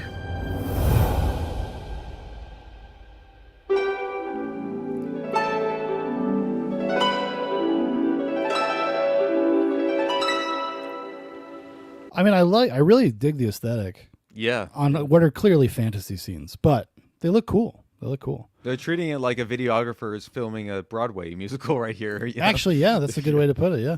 What the world needs now is a love, sweet love. It's the only thing that there's just too little of. What the world needs now is love, sweet love. Tell us, what's changed? Are there? I'll tell you what's changed. I'm not alone anymore. I mean, I'm kind of in. Yeah, I know. I'm kind of in. Like, this is pretty cool. I used to think I'm not gonna life. lie. I used to think my life was a tragedy, but now it's a musical. Yes. It's no longer a comedy. Now it's a musical dramedy. Yeah, sure. Yeah, I mean, I like the aesthetic of it. I like the look of it. Do you think, I was talking to my wife about it the other night after it came out, and we were kind of comparing notes, and she had the impression that she's like, I think most of this takes place in the insane asylum. Well, and that's But why. Well, it borrows. Sorry, no. It borrows over from the ending, which I don't know if it was fully real or not. And even there's even sequences in the original where I'm like, I can't tell if like, I mean, it's revealed, but like, you don't know what's in his head and what isn't. You know? Yeah, that's they kind of play fast and loose with that for a little while in the original one because they kind of use that as a reveal. I have a feeling in this one though, the main thrust of this narrative is going to be about the public trial and that he's going to get off, or they're going to escape somehow. Yeah, you know what I mean. And they're also hinting at all of those Joker lookalikes that people that are like praising him now too. That because he's got a following now because he's like seen as a revolutionary. That was kind of one of the curious things to me because the Joker was never supposed to have a sequel. They were very clear about that, and I think even the way the movie ends, what the movie is about, kind of makes it hard to make a sequel because at some point you're rationalizing political violence. Yeah. I mean, that's what this character is. If we look at Arthur Fleck as a heroic figure, he's like an anti-establishment, anti-government revolutionary type. Kind of like a stand-in for the romanticized like Antifa types. Yep. Like kind of romanticizes that notion. This is how they all see themselves as like an Arthur Fleck type person. Sure. And so I'm curious how they're going to deal with the politics of that in this movie because I feel like it's going to have to be more brought to the forefront. It's such a weird irony too because I do see a lot of those types also resent this trailer and that past movie too. Yeah, because they think it's diminishing mental illness. Yeah, and it's just like I don't know, just. I mean, you can explore these ideas any way you goddamn well please. And like people being fucking ninnies and woke scolds about everything. You can't please anybody. No. Like literally a movie that is about your biggest like bugaboo, which is like healthcare and mental illness and people getting what they need, etc. And it wasn't good enough. Like the movie is so fucking on the nose, it beats you over the head with that in the first one. Mm-hmm. Like, how could they not like embrace it to some degree? Tremlick says, Alan Partridge as the therapist. Yeah, that would be amazing if Steve Coogan was being Alan Partridge. That's what we should be talking about.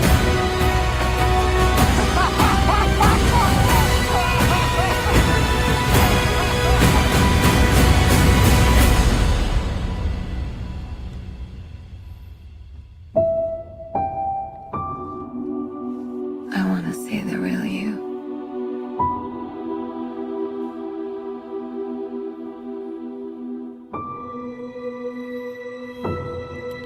Hold on a second. I think that guy's the Joker. This shot cemented it for everybody too. Yeah. Well, that's everybody's favorite. Everybody was talking about this. Yeah. It's a cool shot. It's a clever shot. Yeah. It's cool. So, I mean, we're seeing here he's still in, she's out. Mm-hmm. So I'm curious what the dynamics are going to be. Is she going to get out and she's going to be the one that kind of reignites the Jokers? Like Joker. Love that Joker. Exactly. Yeah.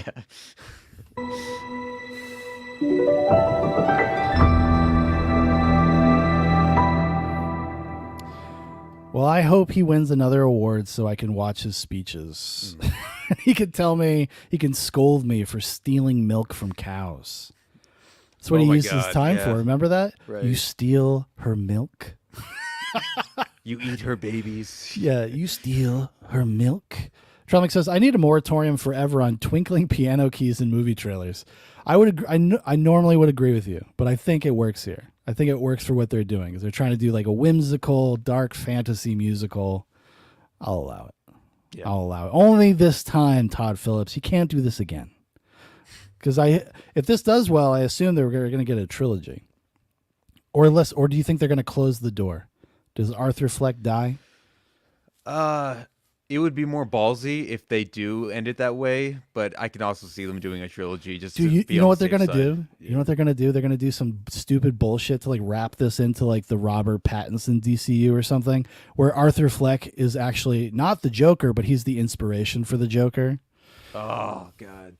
What? Wait. Yeah. Just wait. I really hope not, and I haven't heard anything like that, but it would not shock me.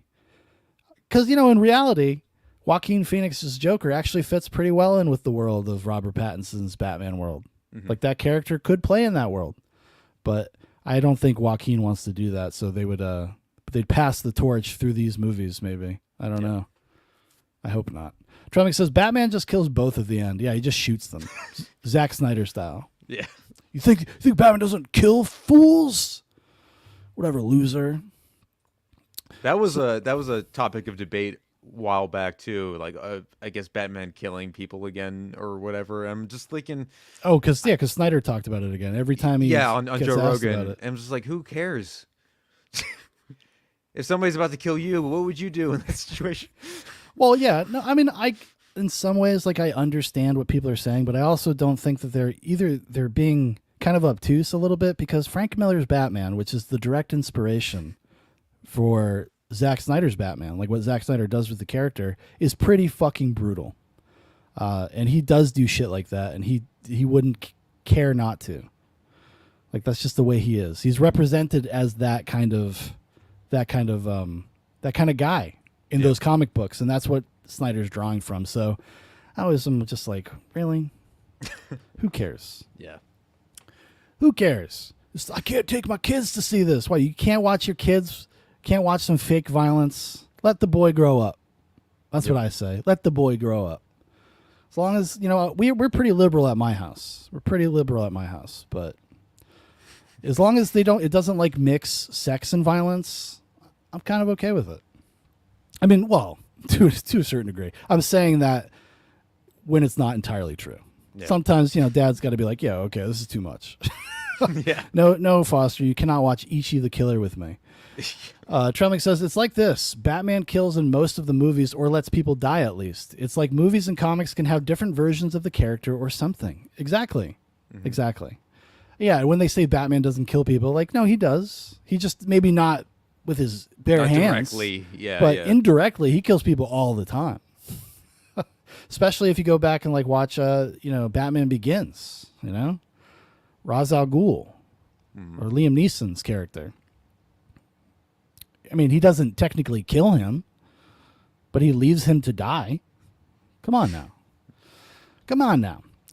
All right, everybody. Well, that brings us to the main review for the show tonight. As we said before, we're going to be talking about 1997's L.A. Confidential. Here's a little TV spot.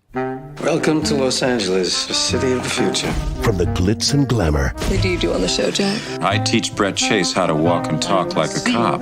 To the greed and corruption. I run call girls that look like movie stars. Everyone here has a secret. You talk only to me. And secrets can kill.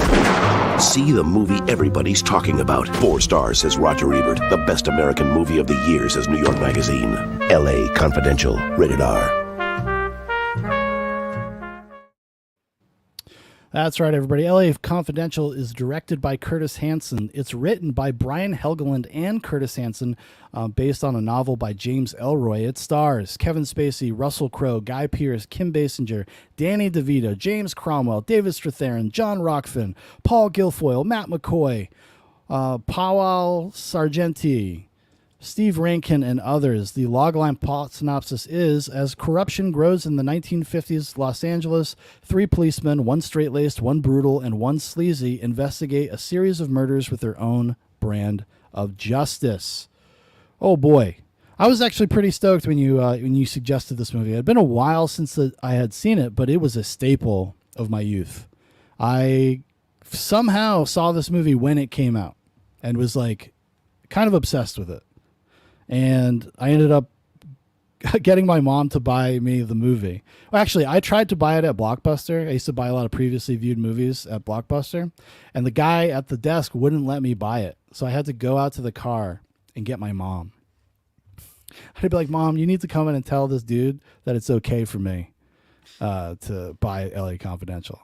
And she did. I don't think she had any idea what it was, but she definitely did. Mm-hmm. And yeah, so I was a Fast fan. I've watched it a lot of times, but I was surprised. It's been about probably 10 years or so since the last time I watched it, and I picked up a lot of new interesting things about it. So I'm excited to talk about it. What about you? So what's your personal history with L.A. Confidential?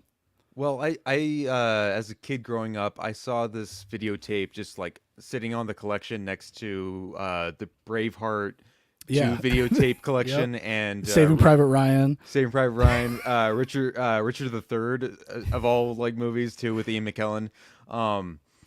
It was just always there, and my parents, I think, really took a liking to this film. My dad probably more so, for sure. And I'd always wanted to check it out, and it took me many years going on to my like film journey to finally watch it. It was just on Netflix, I think, at the time, and it's still on Netflix now if you wanted to check it out. It is.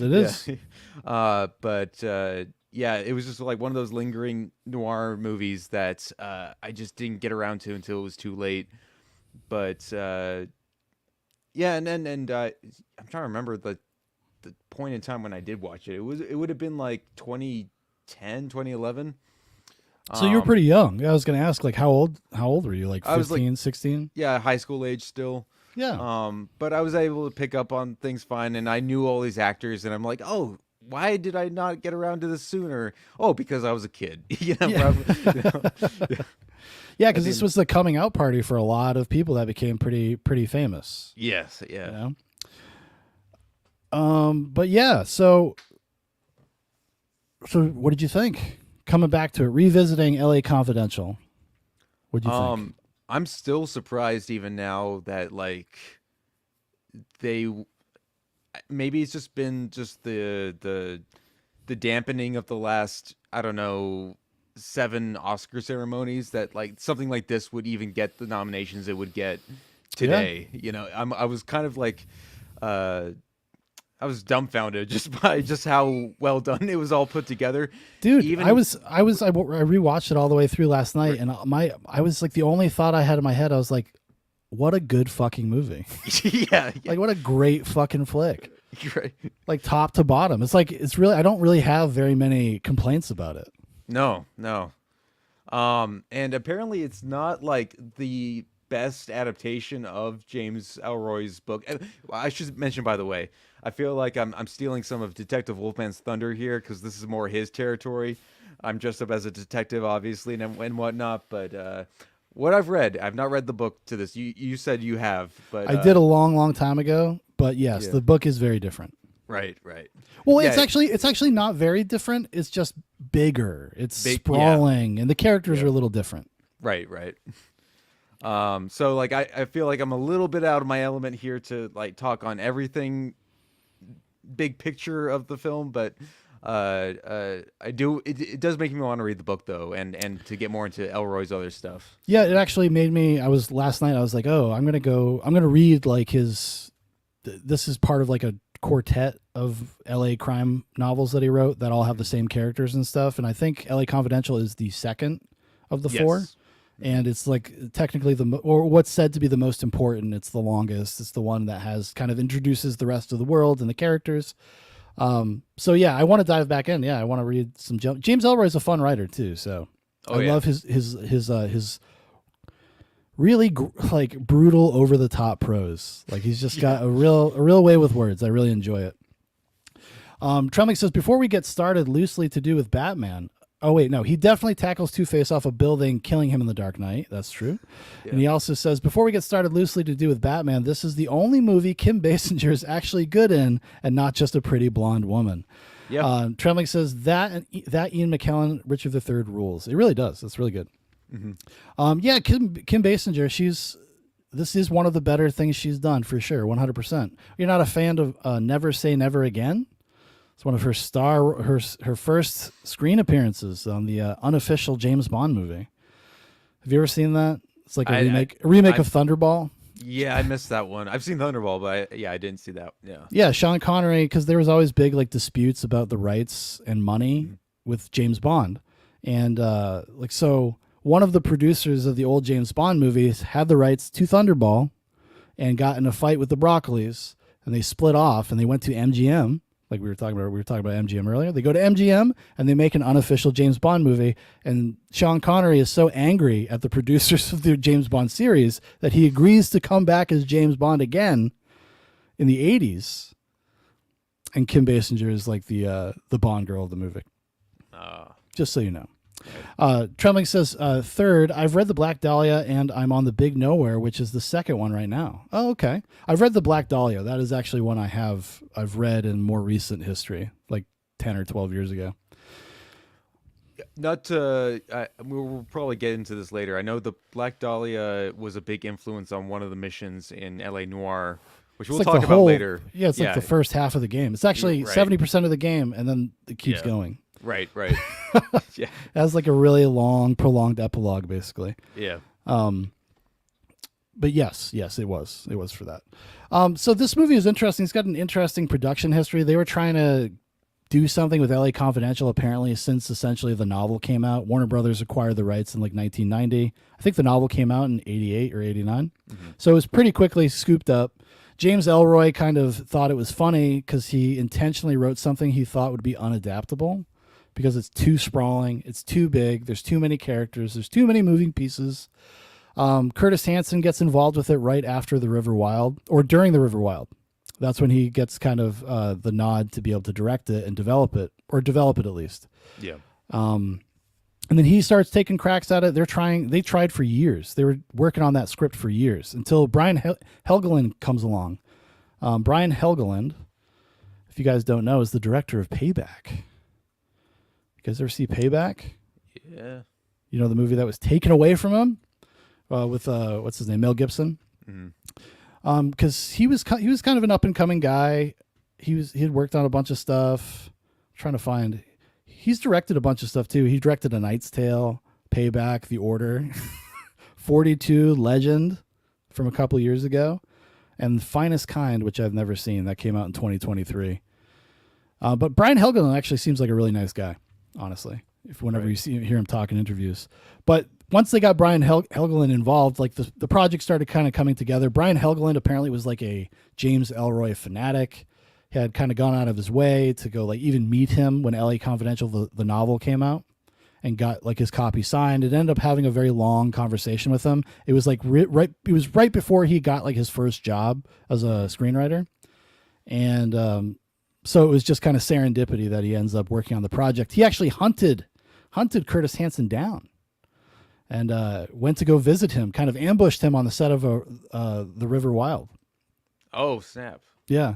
Oh, wow. To get on the project. And they wrote, I think, 7 drafts in 2 years, completely like taking the book apart, moving things out, trying to include everything they could, trying to capture the essence of it, the spirit of it. Because when you have something that big, you kind of have to do a capital A adaptation. You can't do the book.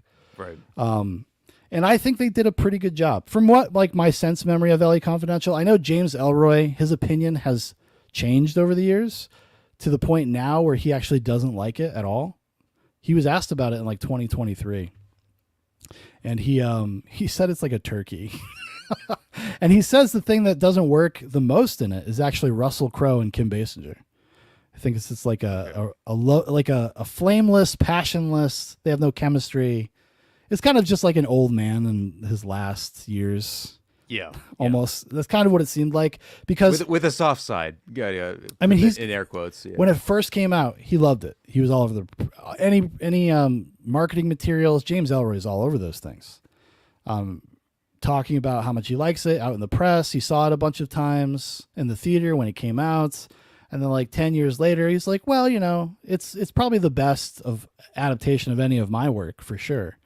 And then he would get more specific with his criticisms as the years went on. And he kind of landed on blaming Russell Crowe and Kim Basinger for why the movie like didn't work or something. I was like, I don't know, buddy. I don't know. I can understand as an author, though, obviously. Yeah. Trembling says, L.A. Noir was just hugely inspired by Ellroy in general. You can see a lot of this movie in it, too, especially the Irish captain you have in that game. Oh, 100%. Yeah, it's all Ellroy, and it's definitely pulling directly from L.A. Confidential. You'll get me a confession, Phelps. Yeah. That's right. Yeah. Oh, my God. I have to play that again. I play that like every couple of years. I love that game so much. Right. I just like love the world. I mean, being such a big fan of LA Confidential, when that game came out, dude, I was chomping at the bit for that thing. Yes. I think I even might have went to a midnight, like, not premiere, but a midnight store opening to get my copy of it. I remember when it came out too, and my dad was becoming more soured on just like video games of the day. Like, cause when we first got the PlayStation 3, like it was his console, and then it like got inherited to me. Yep. And like he just gave up on it. And then when I showed him like trailers of like L.A. Noir, he's like, oh shit, I need to get back into this again. He was like really into it. He's like, damn. Oh, because it was so novel at the time. It was so like so different, because it's essentially kind of like a third-person action adventure game. Yeah, it's kind of cool. It's a cool thing that they have never replicated and they've never tried again. Yeah, apparently because it was such a brutal endeavor developing the game, making the game. So yeah. But it's a big movie though. Like, because even though they had to cut so much stuff out from the novel, it still has like a sprawling nature to it. Yeah. You know, it's always kind of revealing something new. It makes great use of its locations. It really has an authentic like LA of the era feel to it. Yeah. Well, LA is a character in and of itself. Oh, 100%. Both daytime and nighttime, and like the different energies that produces too. And what puts these, like, a lot of them, like, very corrupt or just very misguided cops to work. You know, they don't know quite how to handle their city, like, the whole way through. Well, they do know how to handle it. They lose sight because everybody starts becoming, and it's kind of one of the themes of the movie, more of the movie than in the book, actually, is about the controlling perceptions. It's about who gets to control a narrative. As you know, as everybody knows, the movie starts with kind of a VO of Danny DeVito's character, Sid Hudgens, kind of reading an editorial excerpt from Hush Hush magazine about the nature of California and Los Angeles. So right off the bat, it's kind of giving you a tabloid version of LA, right? It's trying to sell you something. And that's something that the movie constantly reveals. I mean, especially in the character of Jack Vincennes, obviously, who works directly with Sid Hutchins, setting people up for photo ops. You know, it's crazy. It's crazy. Yeah. Speaking of Jack Vincennes, Kevin Spacey. Holy shit. I don't know how to talk about this, but like Kevin Spacey is so fucking good in this movie. Yes. Like so fucking good. Like you cannot deny it. He's so goddamn good. The suave is just like bleeding off of the screen completely. Dude, but there are a few line readings in this movie that are like my favorite line readings ever, and it's Kevin Spacey. Like the scene when he tells Kevin Spacey the story of his father, how his father gets killed by Rollo Tomasi. And he asks him, like, why did you become a cop? And he says, I don't remember. And it's like the perfect, like, just internalized moment of an actor. And you see it in his eyes. And, like, it's so good. Right. It's so good. So why do you have to be a creep, Kevin Spacey? Like, why do you got to do this to me? Come on. Trembling says that you left-wing parasite thing Phelps screams at the comic guy if you go hard is hilarious. It is. It's awesome. Yes. Yeah, LA Noir is another movie, or another piece of media that's been memed into oblivion.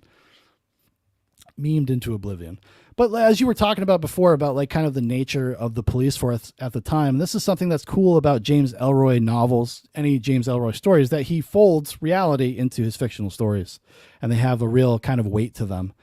So when he describes the attitudes, the way cops acted at the time, it's probably pretty accurate. And essentially, as the movie presents it, you kind of have to be a corrupt cop to make it, to move up the ranks. I mean, James Cromwell tells Guy Pearce, he tells Exley, like right in the beginning of the movie, he's like, would you beat a man that you knew to be guilty for a confession? And he's like, no. He's like, well, you're not cut out to be a detective then. Yeah. You know? That's why he puts so much trust in Bud White for like the muscle, at least, because like he knows he will. Well, he underestimates him. Yeah. He thinks he's stupid. He thinks he's a big brute. Right. Because that's all he does is beat the shit out of people. Yeah. I mean, that's another thing this movie does right. It does just nails perfectly is all of the character introductions in the beginning. Every character gets a little scene that perfectly encapsulates like who they are. Mm-hmm. Bud White, obviously, we get introduced to Bud White as he's answering a domestic violence call. Yes. Which ends up being a big part of his character, obviously. Right. And it's a great scene. It's a great introduction, and Russell Crowe is really bringing something to this too, because this is a time he was still kind of a young, hungry actor. He had done a few things. He ends up getting this role based on the back of Romper Stomper, essentially. Mm-hmm. Like Curtis Hanson saw Romper Stomper, and even though Bud White is supposed to be the biggest man on the police force, that's how he's described in the novel. He just thought like his physicality will make people believe that he's a giant. Yeah. And I think he did, and I think he does a pretty good job of like kind of having this hulking body language, this like super aggressive body language that he carries with him. Right. That I really responded to.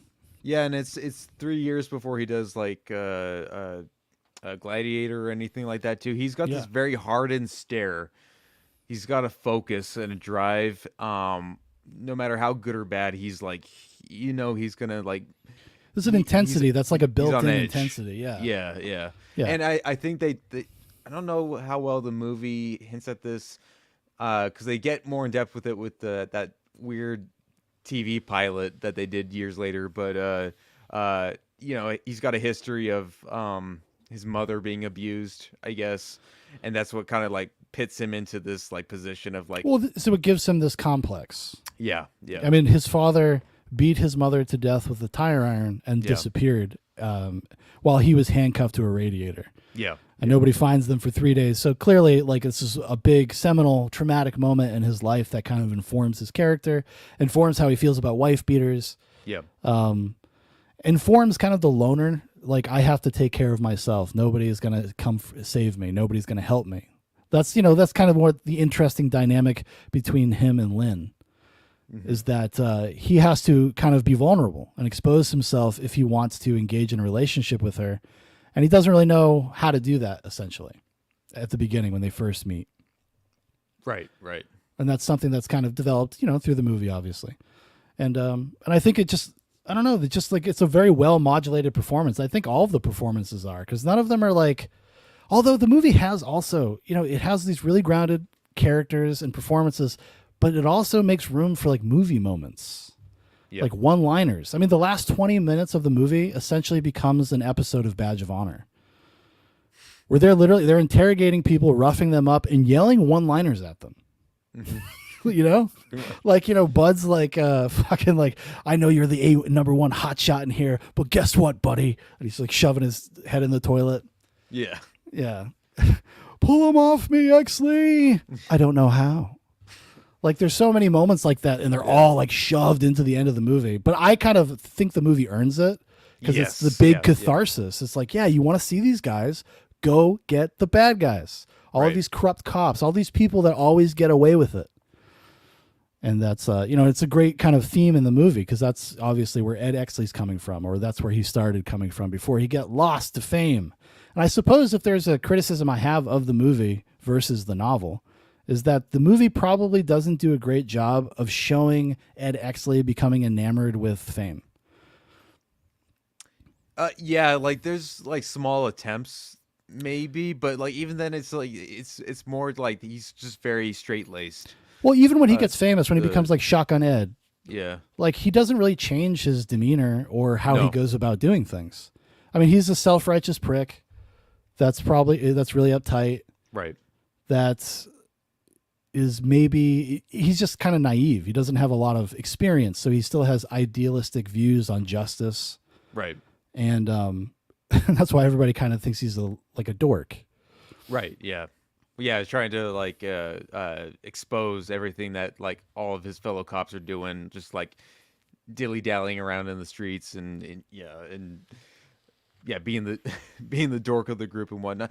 Like there's moments where like, because I really do enjoy Guy Pearce's performance in that role. Like I don't see him in that kind of role like typically like since then.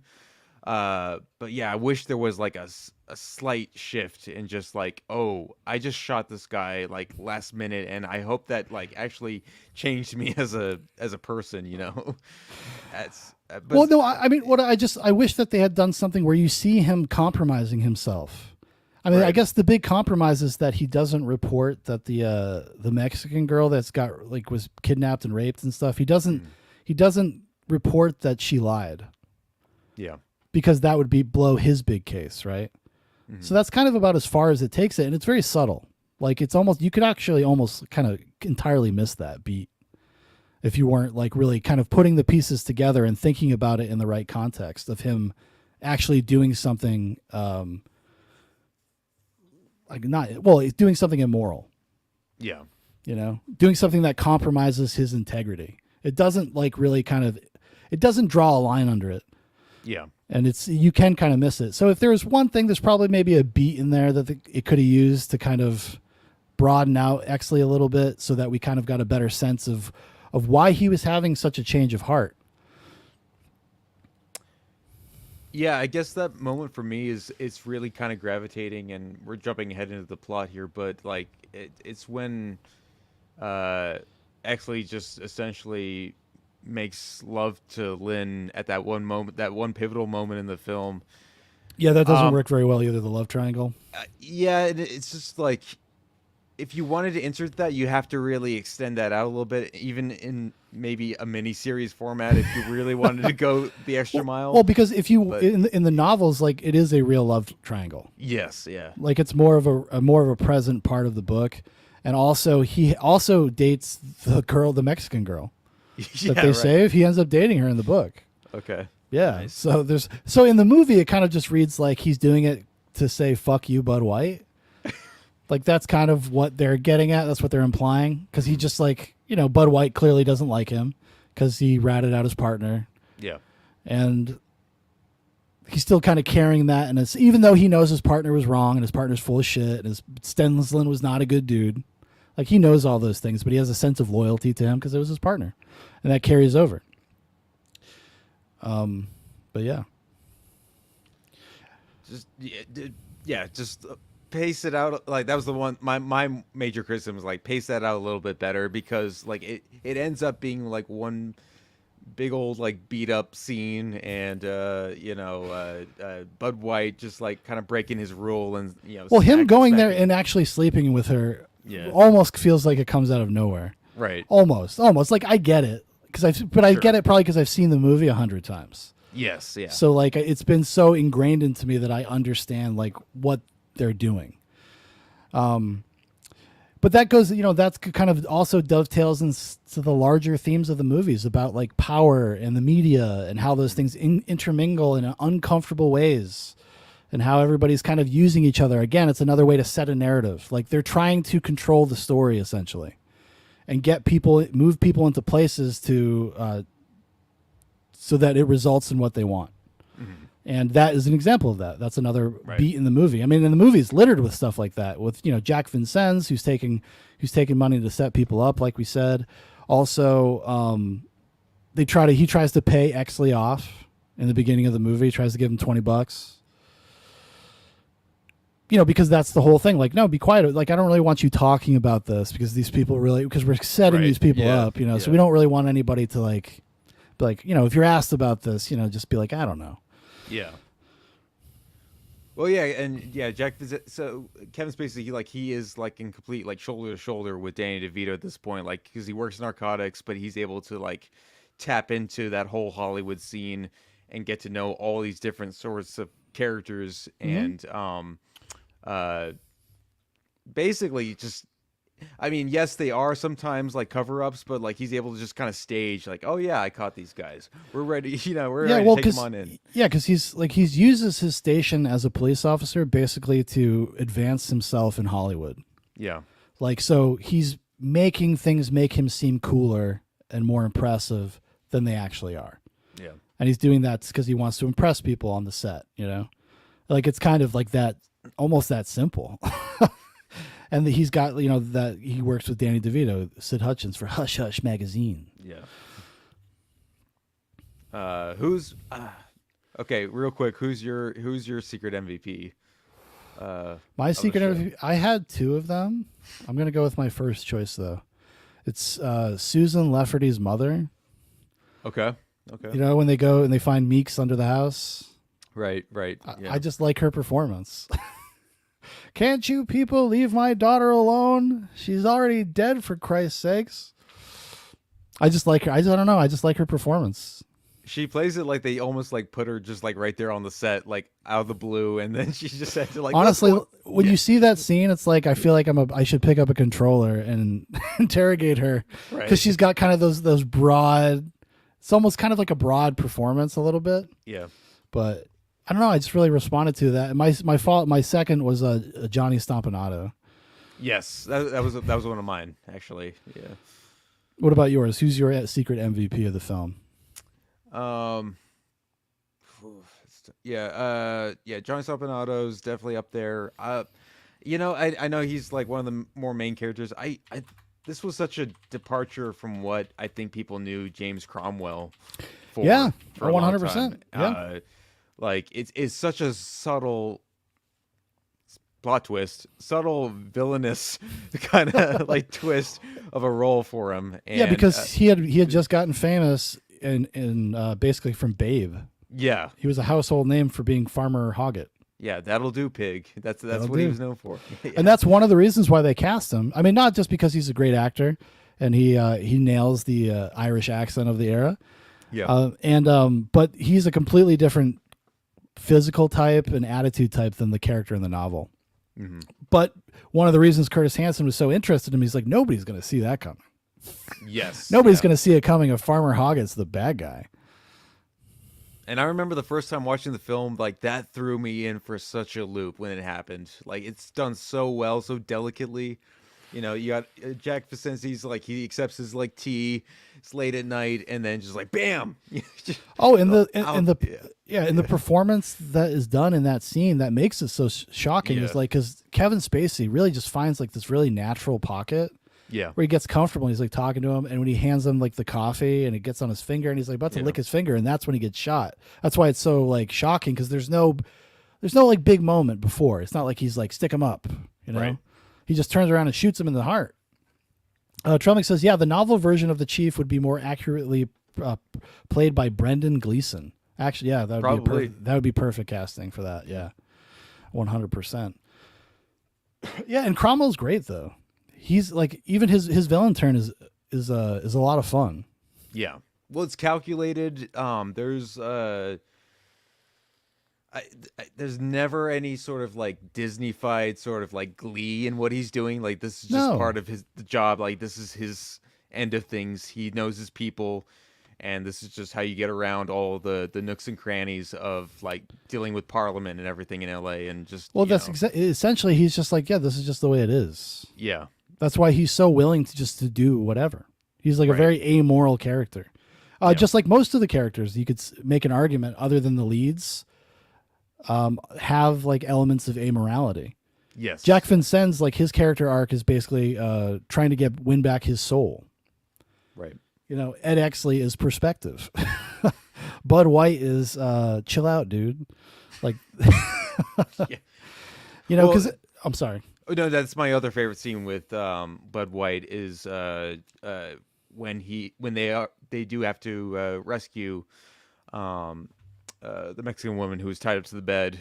That whole sequence, how it's done, it's shot, great. edited, unbelievable. Like it's haunting almost to say how it's done, how they frame the kill basically, and this is like this degenerate guy who's just like watching a cartoon, eating cereal. It's well, yeah, because it's so like mundane. Yeah. I mean, because what do rapists, kidnappers do when they're not raping or kidnapping? They're just hanging out in their house. Yeah. Bugs Bunny's on. Hell yeah. And you got to be willing to do that. Like you got to be willing to, Bud White he has that amorality where he's just like, yeah, I know this person's guilty, so I'm just going to make sure I'm going to exact justice myself. Yeah. And I'm going to set it up, And that's essentially the same thing that the Mexican girl says when she confesses to Exley that she doesn't know what time they left. She's like, this is like, nobody's going to care. Nobody's going to care that this happened to some Mexican girl. I had to get justice. Like I had to do something for myself. I had to stand up for myself. And that's what gives Exley pause, I suppose, in the sense of not saying anything. It's kind of a human moment, and also he's trying to protect his career. Trummick says, oddly, Gleason did play a corrupt LA police chief in the movie Dark Blue, which Elroy did some punch-up writing on. That's right. I haven't seen Dark Blue in forever. Kurt Russell. About the LA riots. Yeah. I highly recommend people check out that. I think it's called Six Shooter. It's a short film that Brendan Gleeson did back in like 2006, 2005. But Domhnall Gleeson's also in it as his son, like very briefly. Okay. But one of those cool shorts to check out. Yeah. So we haven't really talked about the central mystery, which I think is pretty good. It's a great noir mystery because it has so many moving parts, and they do such a great job of clearing everything up by the end, where they just like kind of lay the roadmap out and you kind of understand every piece of it by the end of the movie, even though for most of it, it's all just scattered. Like you don't understand how any of the stuff connects. Right. And they do a really good job of bringing it all together, which I think, probably when they were adapting it, it seems like from what I read in interviews and listened to on commentaries that was kind of the biggest challenge of adapting the screenplay, was keeping the mystery intact while taking out pieces of the story. Right. So the things had to work. And the whole stuff with because so much of it is like a kind of, some of it goes a little unresolved. Like there's the fleur-de-lis thing kind of goes unresolved. Even though Pierce Patchett ends up dead. What about fleur-de-lis? Because other powerful people are involved. This kind of reminds me a little bit of like True Detective season 1. Where they get the man with the green ear, but they don't get like the actual bad guys. Like they don't get the rich child rapist. They just get the kidnapper. But yeah, I think it's really, really thoughtfully done and well put together from that perspective.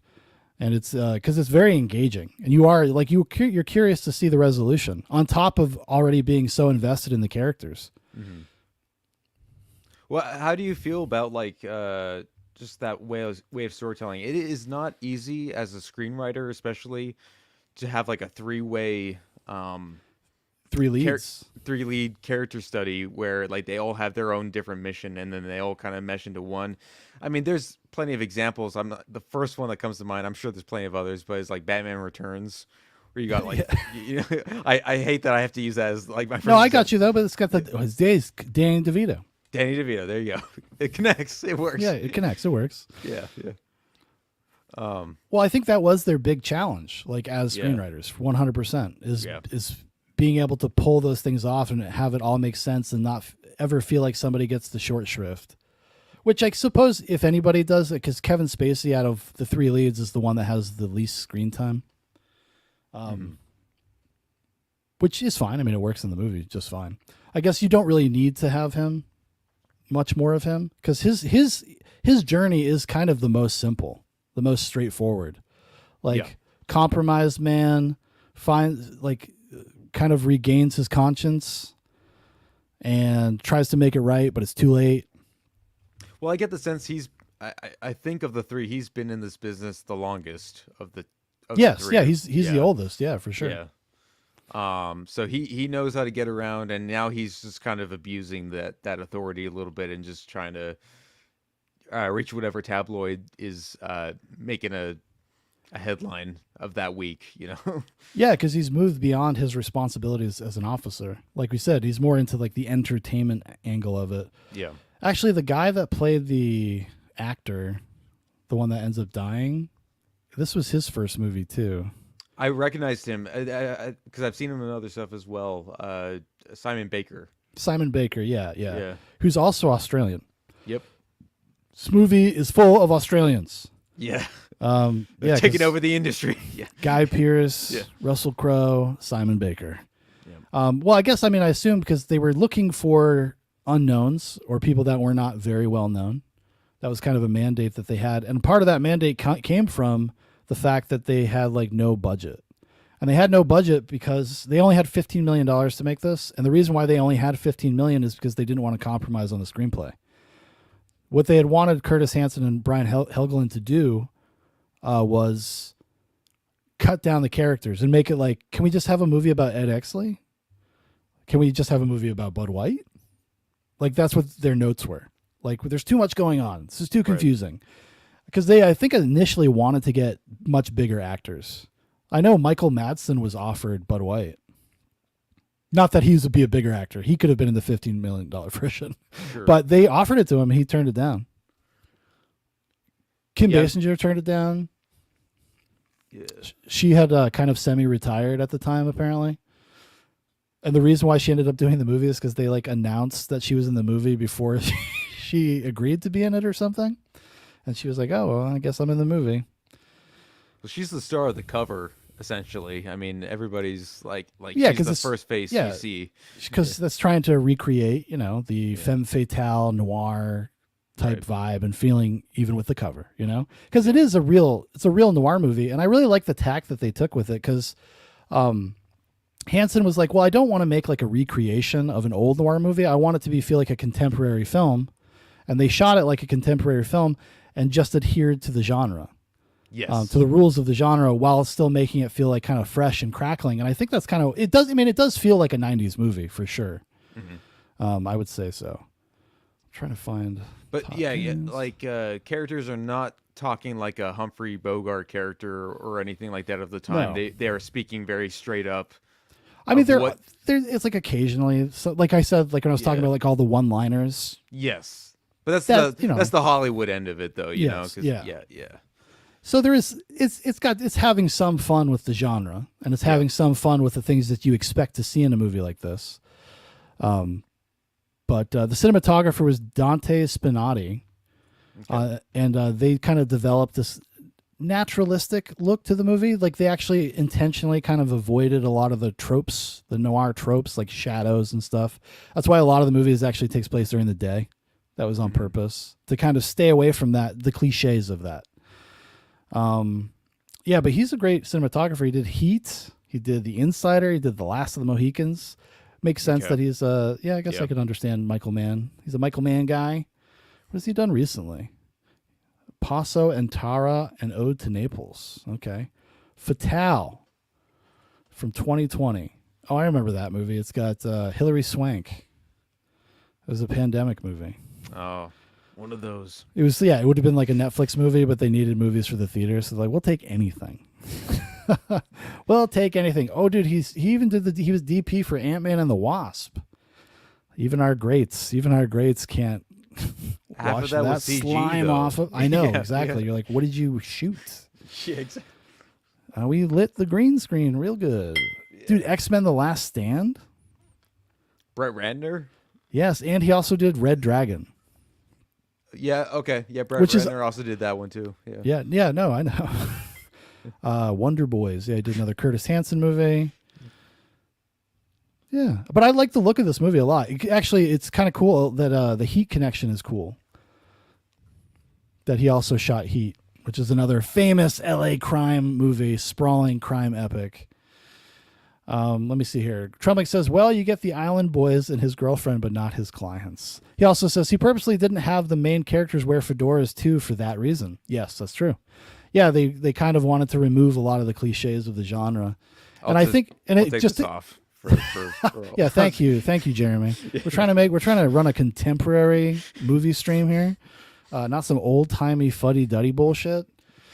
And I thought that was a really smart choice because it makes it stand on its own.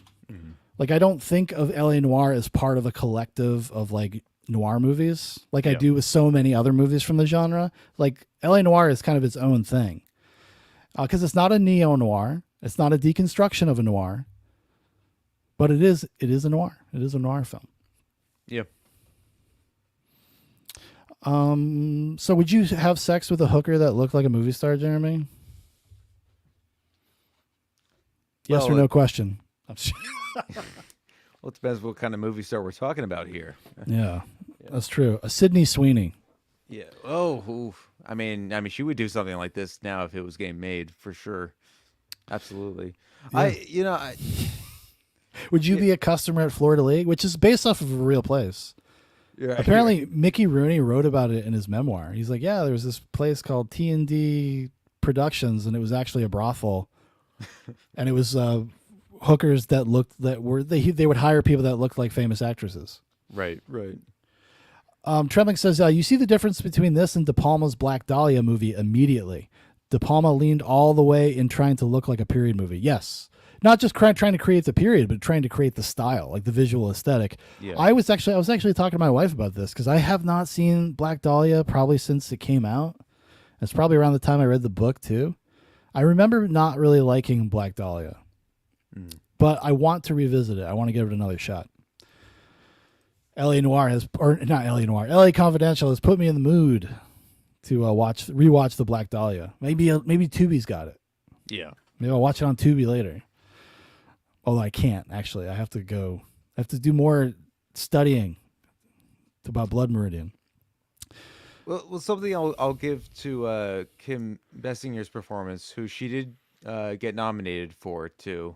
We should not discount that. Yeah. In comparison to LA Noir, all the women typically all have short hair. And I don't know if that was like a technical bug where they couldn't like animate long hair at the time, or if it was going to mess with the mocap.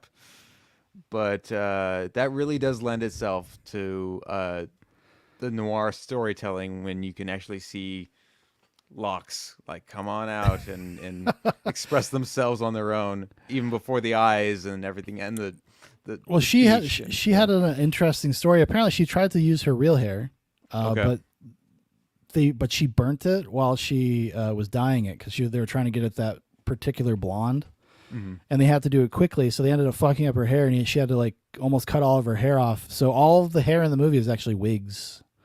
I figured as much. Yeah, that makes sense. Well, but that wasn't the intention, though.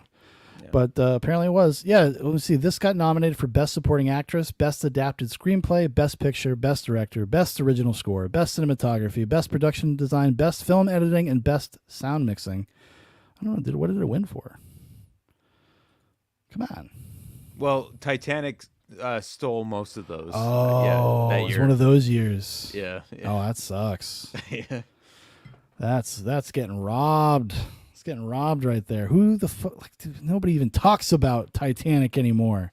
No. Fucking James Cameron makes these big cultural splashes, and they're the most boring movies ever.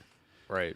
Yeah, didn't you say? Did you tried to watch the new Avatar? Right? Oh no, you didn't. No, I avoided the second sequel. I was like, I'm done. I don't need to see these anymore. Like James Cameron, just do another like. You know what? Okay, I know we were talking earlier about just like revisiting franchises. James Cameron, just make another Terminator movie. Yeah, just go do it. You be the one who do it. You do it. Yeah. Yeah, I'll watch that. You know, I want to see what you've still got. You know? Stop bothering everybody that directs a fucking Terminator movie. Yeah. I want to hear so bad. Is it Tim Story? No, it's not Tim Story. The guy who did Dark Fate. Yeah. Like, he played ball for so long, and then it was like a year ago. He was like, yeah, James Cameron's a fucking asshole. Like, he wouldn't let me do anything. James Cameron, like, shadow directed, like, half that movie. But he's not James Cameron, though. That guy isn't... See, James Cameron does pretty well working with cliches. Yeah. Not everybody can do that, you know? I mean, it doesn't always work for me, honestly. I'm not a big fan of the Avatar movies, for instance. Even the experience of watching them, I still think they're boring. Yeah. Like, because I went to when Shape of Water, is that what it was? Yep. Way of Water. Yeah. Like, I got kind of dragged. I didn't get dragged to it, but my brothers wanted to see it. We all went to go IMAX 3D, the full deal, and it was boring as fuck. It was hard for me to stay awake during the movie. I'm glad I was high. Trembling says, only millennial chicks obsessed with their childhoods care about Titanic these days. Yeah, I feel like you're probably right. We're probably due for like a Titanic to come back into the zeitgeist. I know they've tried a bunch of times. I mean, they keep releasing it in theaters like every couple of years, 3D versions. Although I probably would go see a 3D version just to do it. If I ever go back to it, it's just gonna be the 2-tape VHS version, like as we've been saying earlier. As it was meant to be seen. Right. I owned it. I owned Titanic. I went to a Catholic school. I was in elementary school. I don't know why my mom let me buy it. I told her I was going to buy it as like a joke. And she's like, okay. And I was like, really? Okay. And I was like the coolest kid in school for like a few days. All the girls wanted to talk to me about Titanic because their parents wouldn't let them watch them because we were all Catholic kids. Yeah. And there was the scene with Kate Winslet, getting drawn like those French girls. Parents across the nation, Catholic parents across the nation said, no, we're not going to allow you to do that. Dude, I remember when my parents were not okay with my sister and I seeing the nude drawing scene of Kate Winslet, as well as the boxcar sex scene, even though they would still let us watch the boxcar sex scene parody in the Thumbtanic, the Thumb movie. Parody of it, so it didn't. I was like, and then a year later, it didn't even matter. So yeah, exactly. Yeah, you gotta wear them down. Down. Right. Trembling says the only enjoyable thing about Avatar is the military characters, which Cameron wants you to hate. It's the same thing with Helldivers and Starship Troopers discourse these days. Yeah, slang. Stephen Lang. He's a good villain. Even in Avatar 2, The Way of Water.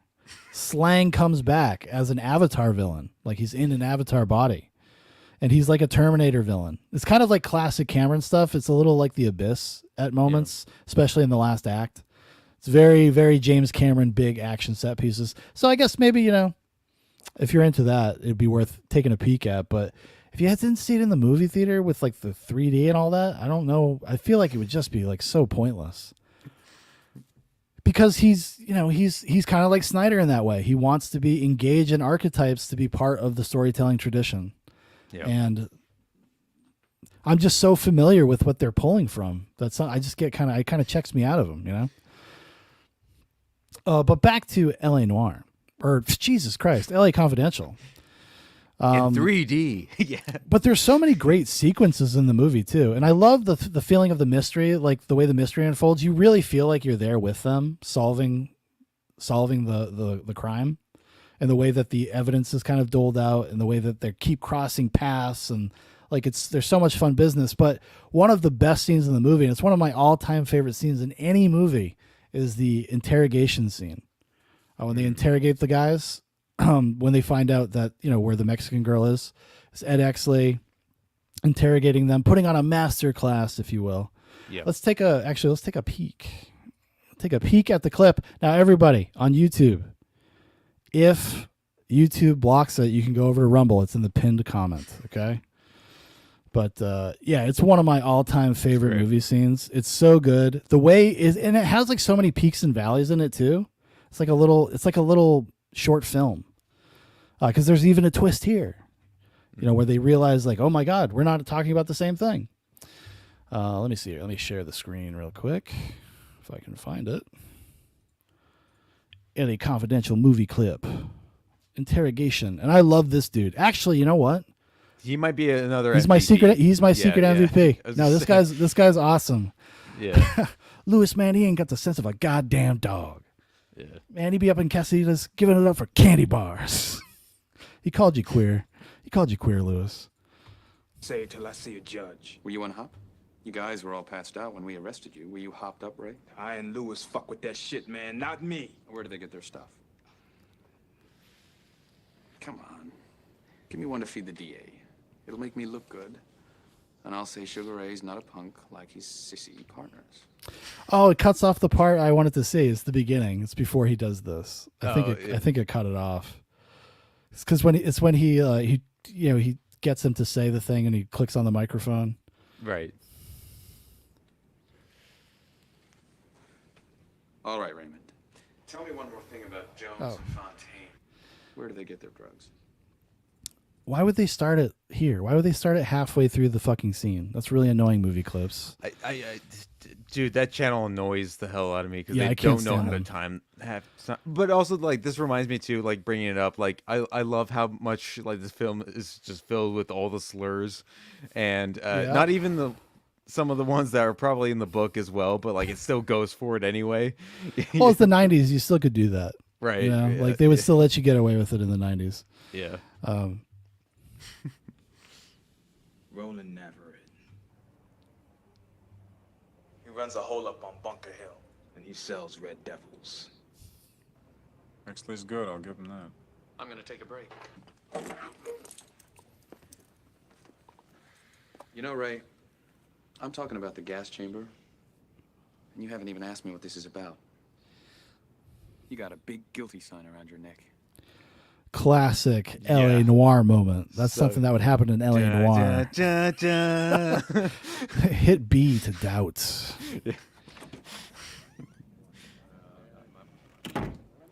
That was masterful, Edmund. This one's ready to go.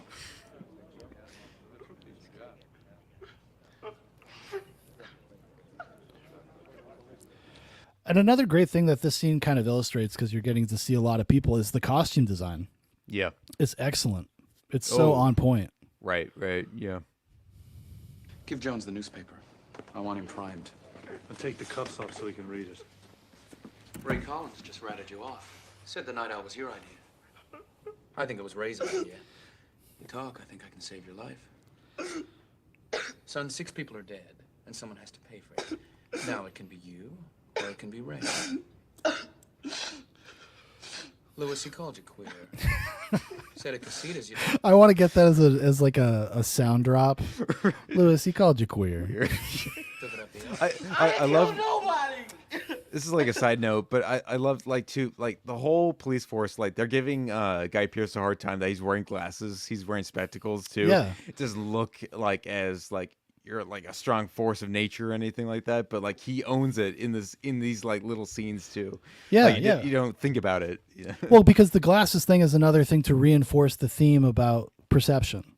Yeah. And about like you got to control your image, you got to control your story. Right. Son, you know what's going to happen to you if you don't talk.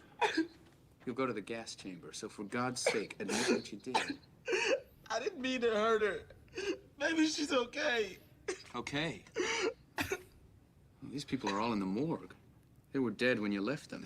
I just wanted to lose my cherry. She don't die, so I don't die. She don't die, so I don't die. Louis? Oh, listen to the way the music comes in too. Yeah. It's so good. Who's the girl? What's her name? Who are you talking about? Was she at the night out? Louis, listen to me. Was she at the night out? She don't die, This newspaper shit ain't shit. Where's the girl Fontaine's talking about? Did you kill her? You wanted Louis to lose you. Dude, I love this score. It is so goddamn good. It gets me. It gets my heart racing. I get so pumped. It's Jerry, but that wasn't enough. So things got out of hand and you made her bleed. She bled on your clothes, so you burned the clothes. Told you that. Now listen to me. If that girl is still alive, she's the only chance you've got. I think she's alive. You think? Then where is she now? Did you leave her someplace? Just sell her out? Tell me where she is. Move!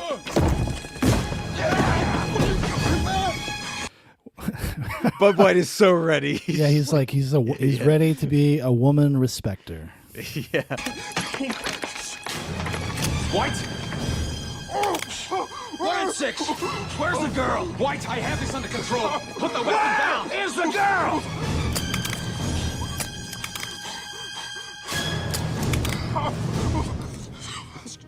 What? Sylvester Fitch. 109 Avalon. Brown Corner House. Upstairs. Back when the LAPD was cool. Yeah. You see, guys, Bud White's the kind of guy that can answer yes to those questions Exley is asked from time to time. Yeah. But yeah, just such a great scene. I wish that they had the whole thing because it's this great kind of cat and mouse game between all of them. And you really get to see this cool interplay and the way that it's cut together. Yeah. That it's like it's coherent. It's like it's filled with tension. The interrogation has peaks and valleys. Like it's a great, just in a vacuum, you could watch that scene and it would be great cinema. You know? Right. It's saddening too to see like these, you want to call them victims or, I mean, yeah, they're victims of, no, sorry. They've been convicted of other crimes as well, but like to see it all kind of slumped into one and this police force just saying like, you know what? We're just going to like tell the press this is the story and so you're guilty for something. Well, that's part. It becomes part of the plot because they know they're like, oh, there's these black guys with a criminal record. Nobody's going to ask questions. We'll be able to close this case and move on. Yeah. Essentially, we get a win in the press, which again is something that is constantly remarked upon. I mean, obviously the DA is constantly talking about that, like, well, they're going to have a field day in the press with this. We got to give something to the press. Actually, lose the glasses. There's no detectives on the force wear glasses. Be like one of us. Come on now. Go on now, boy. You've got to get get with the program. Yeah, boyo. Boyo. I'm trying to think whatever else like notes. I didn't take many notes for this movie because I just like it. You know? No, but it's one of those things like there is not a lot to critique about the movie. It's really only you can just talk about kind of what you like. I think we gave our criticisms of the movie in terms of like the things that we thought that could have used a little help, but at the end of the day, like it doesn't matter. Yeah. Because everything else is so good. Mm-hmm. It's a crazy movie because Curtis Hanson, like I became a big Curtis Hanson fan after this movie, and then he made nothing I liked afterwards. I remember going to see 8 Mile in the theater because fucking Curtis Hanson directed it, and being not like the 8 Mile is like a bad movie, but I was like, Right. Whatever. Yeah. And Wonder Boys is okay, I guess. I haven't seen Wonder Boys since it came out 24 years ago, so. But yeah. I mean, I was a big Curtis Hanson fan after that. Unfortunately, he didn't make anything I really liked. But I was like so in the bag for him. I do feel bad that I don't feel bad, but it's just annoying to me that when I hear the phrase or the name Rollo Tomassi uttered in this film, I now know. all I've got is this red pill men's rights to Rollo Tomassi. We've watched Rollo Tomassi before Right. on Nightcap. I think I've done a few things with Rollo Tomassi. He had one good showing. We watched it when he was on Dr. Phil. Yeah. And he was like pretty good. He was on point because he was really hiding his power level. He was hiding a lot about, or at least he didn't have the opportunity to really get into his philosophy. Yeah. His perspective on things. But yes. Actually, somebody confronted him about that. Lauren Southern confronted him about that. She's like, why did you pick the name Rollo Tomassi? And then he explained, it's from this movie, LA Confidential. I needed a pseudonym, etc. She's like, yeah, but that's the guy that gets away with it. Like, that's the bad guy. He's like, yeah, I know. Isn't it cool? No, but yes, it's not. He has completely changed when people think of Rollo Tomassi. Now they think of a guy that looks like Bret Hart from Rock of Love, Right. Telling people not to get married and get vasectomies at 25. Really good guy. Like we were talking about, had remarked a little bit on the score. Mm-hmm. I think this is an excellent score. Let me see. Is it Jerry Goldsmith that did the score? I think it might have been. I think it might be. Let's see if I can find who did the score in here somewhere. I wrote it down and then I lost it. Where is it? Score, music by Jerry Goldsmith. Yes, it was. Yeah, For some reason, I thought that like it wasn't Jerry Goldsmith, but they like used some Jerry Goldsmith cues or something. But yeah, So- just sting after sting is great. Right. Yeah. No, it's really good. Something I've noticed with every like Jerry Goldsmith attached movie, they just kind of sneakily put his credit in there. Like whenever they do like an opening credits for a movie, like if you miss it, you miss it. It's not one of those things like, oh, Jerry Goldsmith scored this movie, so you got to see this movie. It's like he's just kind of there in the background. Yeah. But you and I are like the kinds that would pay more attention to that. But Because it's so good. it's so good. Yeah. It's Right. it's kind of like in the way that they shoot the city to make it kind of a character. The music has a character of its own. Yeah. And it's a really great balance between like a traditional score and something or like a traditional noir-ish score and something more kind of studio. Yeah. Because it's got like the big brass and stuff like that, but it also has like the quiet jazz moments that are Yes. more synonymous with like, noir movies. Trembling says 8 Mile. What a movie to bring Kim Basinger back for. Want to play Eminem's Trailer Park Whore Mom? It's the role of a lifetime. Jeremy, can you hear this? Yeah. Okay, cool. Let's play some of the music while we're talking. But yeah. I'm on the case. Yeah, because exactly, this is how you feel. So yeah, and there's also like ties to like The Big Sleep and like Chinatown too. When you watch this and listen to this too, and everyone's wearing a fedora like I am myself, I'm ready to stay up all night, solve a mystery. I mean, Chinatown. I don't really see too much Chinatown in LA Confidential. Not to say I know that you didn't mention it because of that, but I was just kind of thinking. I was like, well, that's another LA, Right. sprawling crime epic. I really liked. Actually, I watched Chinatown. I rewatched it for the first time in a long time, like a couple years ago, and it's really good. Oh yeah, it lives up to its reputation. In case Yes. anybody was curious about that, I know it's Roman Polanski. I get it. I have the same qualms that you do, but it's a good movie. Yeah.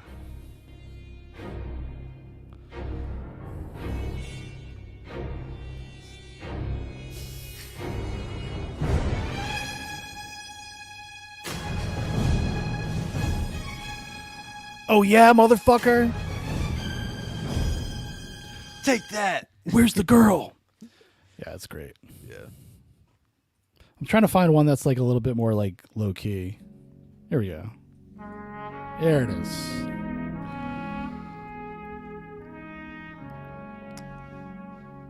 A little more jazzy. Yeah. You know, it speaks to really all of these types of like Fathom screenings right now, where they will just they'll do recreations and rescreenings of classic films, but they'll never do a movie like this anytime soon. I wish they would. With the Jerry Goldsmith, like, yeah. I wish that they would. I mean, actually, one thing I can remark upon this Blu-ray. I have the Blu-ray. I think this is the latest version, whatever came out. I bought it like 5 or 6 years ago. It is an awful transfer. This movie is in desperate need of a new 4K transfer. Desperate need. Like, the visual quality is really selling this movie short.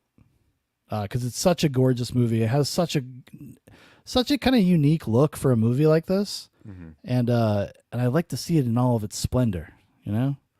I want to see people's pores. Yeah. You know what I mean?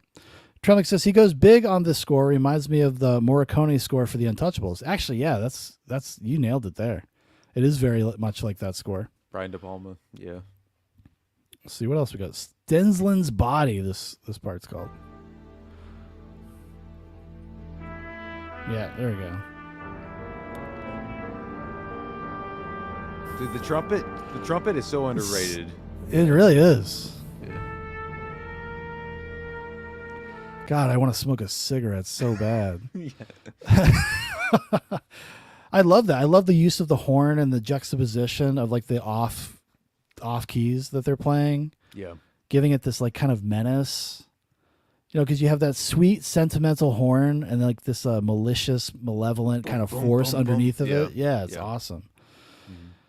Let's see what else we got here. Bloody Christmas. Oh, I love this part of the movie. Actually, it's one of my favorite parts of the movie. That's my other note. This is technically, I'm sorry, I hate to piss off people that don't want to be purists. This is technically a Christmas movie. I'm sorry, it is. Well, at least at the beginning, yes. Yes, it is. It all starts on Christmas Eve. Yeah. Yeah, it's one of my favorite parts of the movie, though, and all it's another kind of reinforcement of the theme of not everything is what it seems, or the importance of perception and truth, because that's kind of what part of the thing is like, does the truth matter? Like, that's a big part of the story. And you have all the guys, all the officers at the Christmas party, and they're all talking about these dudes that got jumped by the 7 Mexicans they're bringing in. It's like, I heard Stanislavski lost an eye, and they're reading Jones's last rites. Like, and this doesn't happen at all. They get like punched. That was it. Yeah. And it's like such a great moment, and then it builds up to that incredible scene when they're booking them and they're putting them in the jail cells, and it just breaks out into this huge brawl. Right. Because Stensland's going down there. He's gonna kill somebody, and then Bud has to come up behind him. He's trying to like dissolve the situation. Yeah. He's trying to find some sort of resolution here, and then the Mexican guy's like, "No, fuck your mother." No, and all of it. Fuck you. Yeah, right. Yeah. And it's one of my favorite pieces of ADR. And Exley's like, I'm not having any of this. What's going on here?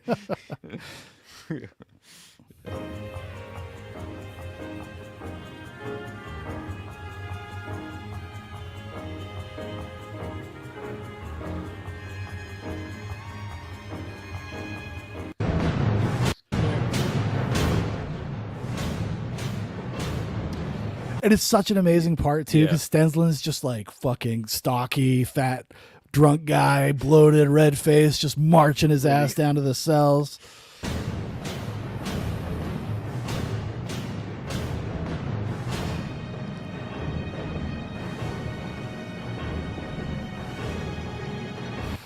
Actually, I wonder if that scene is up, because it's such a great moment, dude. It weirdly reminds me of Batman Forever, where the theme where it's like dun, dun, dun, dun, dun, dun, dun, dun. Like you when you hear that theme, you expect like somebody like that to just like storm down a hallway. Like, yeah, exactly. Yeah. Well, didn't Jerry Goldsmith do the score for that too? He did, I think. Yeah, he did Batman Forever. Right. So it's like right up his alley. Yeah. He's like, you know, He's like, no, well, I got this other thing that's really cool. What if we just did that?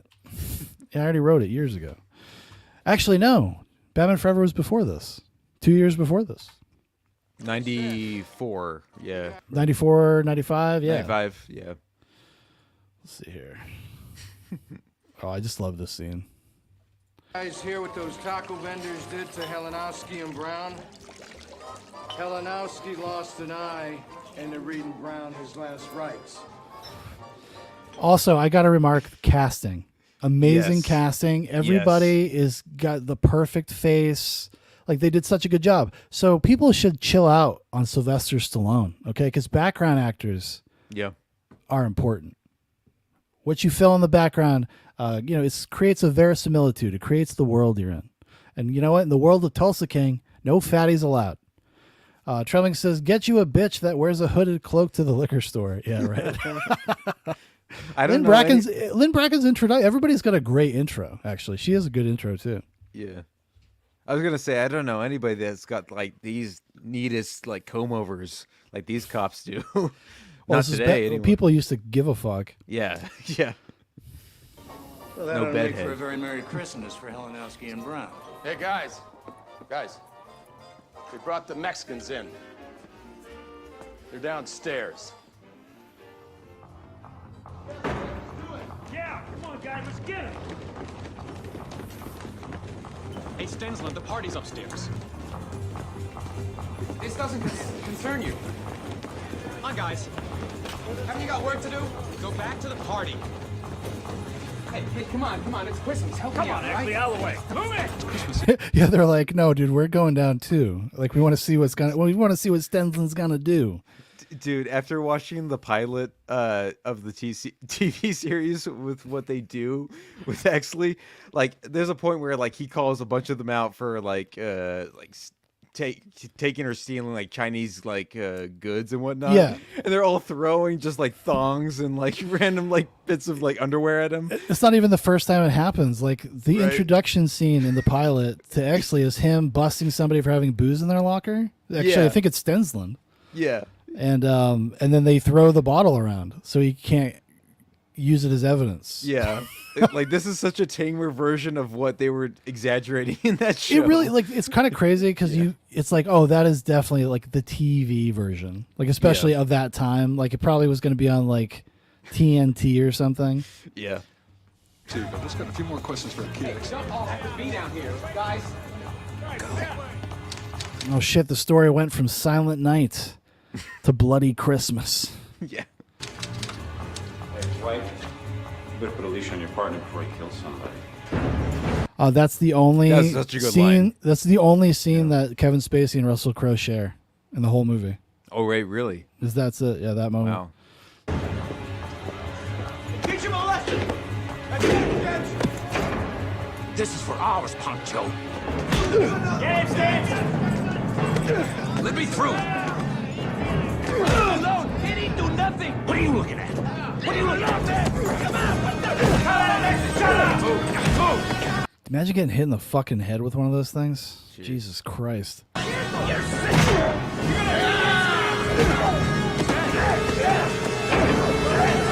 Hey! Don't break it up! Come on! You got to matter! Get back! Get back! Yeah, and fuck your mother! Fuck you! Dude, when I was a kid, that like something about the sound, like the sonic Right. nature of it, the ADR, the way the music kicks up, Yeah. gives me chills. Fuck you. Sound effects of the Stop, bar. officer! That's an order!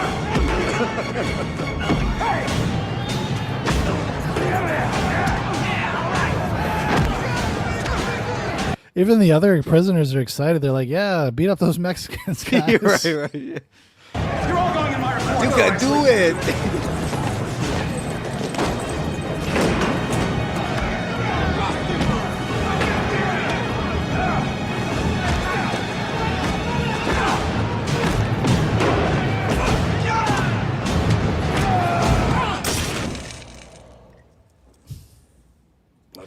What a great fucking movie. Yeah. The press love to label. Officer White, you should know this is bigger than the police board. Anyways, I love that scene. I love those moments. I just love the way it's put together. I just respond to it like on a visceral level. It's beyond like almost like critique for me. This is too much a part of me, you know? Trelling says, yeah, blackjack is a big steel ball inside the leather head of it. Yeah. Not cool. Not cool. That's my official take on it. It's not cool. It's not cool to hit people in the face with that. No. Well, unless you're defending the honor of Stanislavski and Brown, or whatever the first guy's name was. I know I didn't get it right. Oh, shit. Did I close out my notes? I did. That's right. Let's see what notes I still have. No, actually not very much. Well, you know, it's funny, like watching all the special features and stuff. It's because everybody's so conciliatory and so nice and so heaping so much praise on like Kevin Spacey specifically. It was making me laugh. Oh, really? I was like, I wonder what they would say now. I guess it was probably at the part of his career where he wasn't like a diva yet. Because I know at some point he became a diva, and he became kind of hard to work with apparently for other actors. Right. Probably not in 1997 though. Well, because he does. I'm trying to think, like around this time period, he does A Bug's Life, Usual Suspects, and he uses Usual Suspects. Was he in A Bug's Life? He's the villain. He's Hopper. No, that's James Woods, isn't it? Or is that Kevin Spacey? No, he you're right.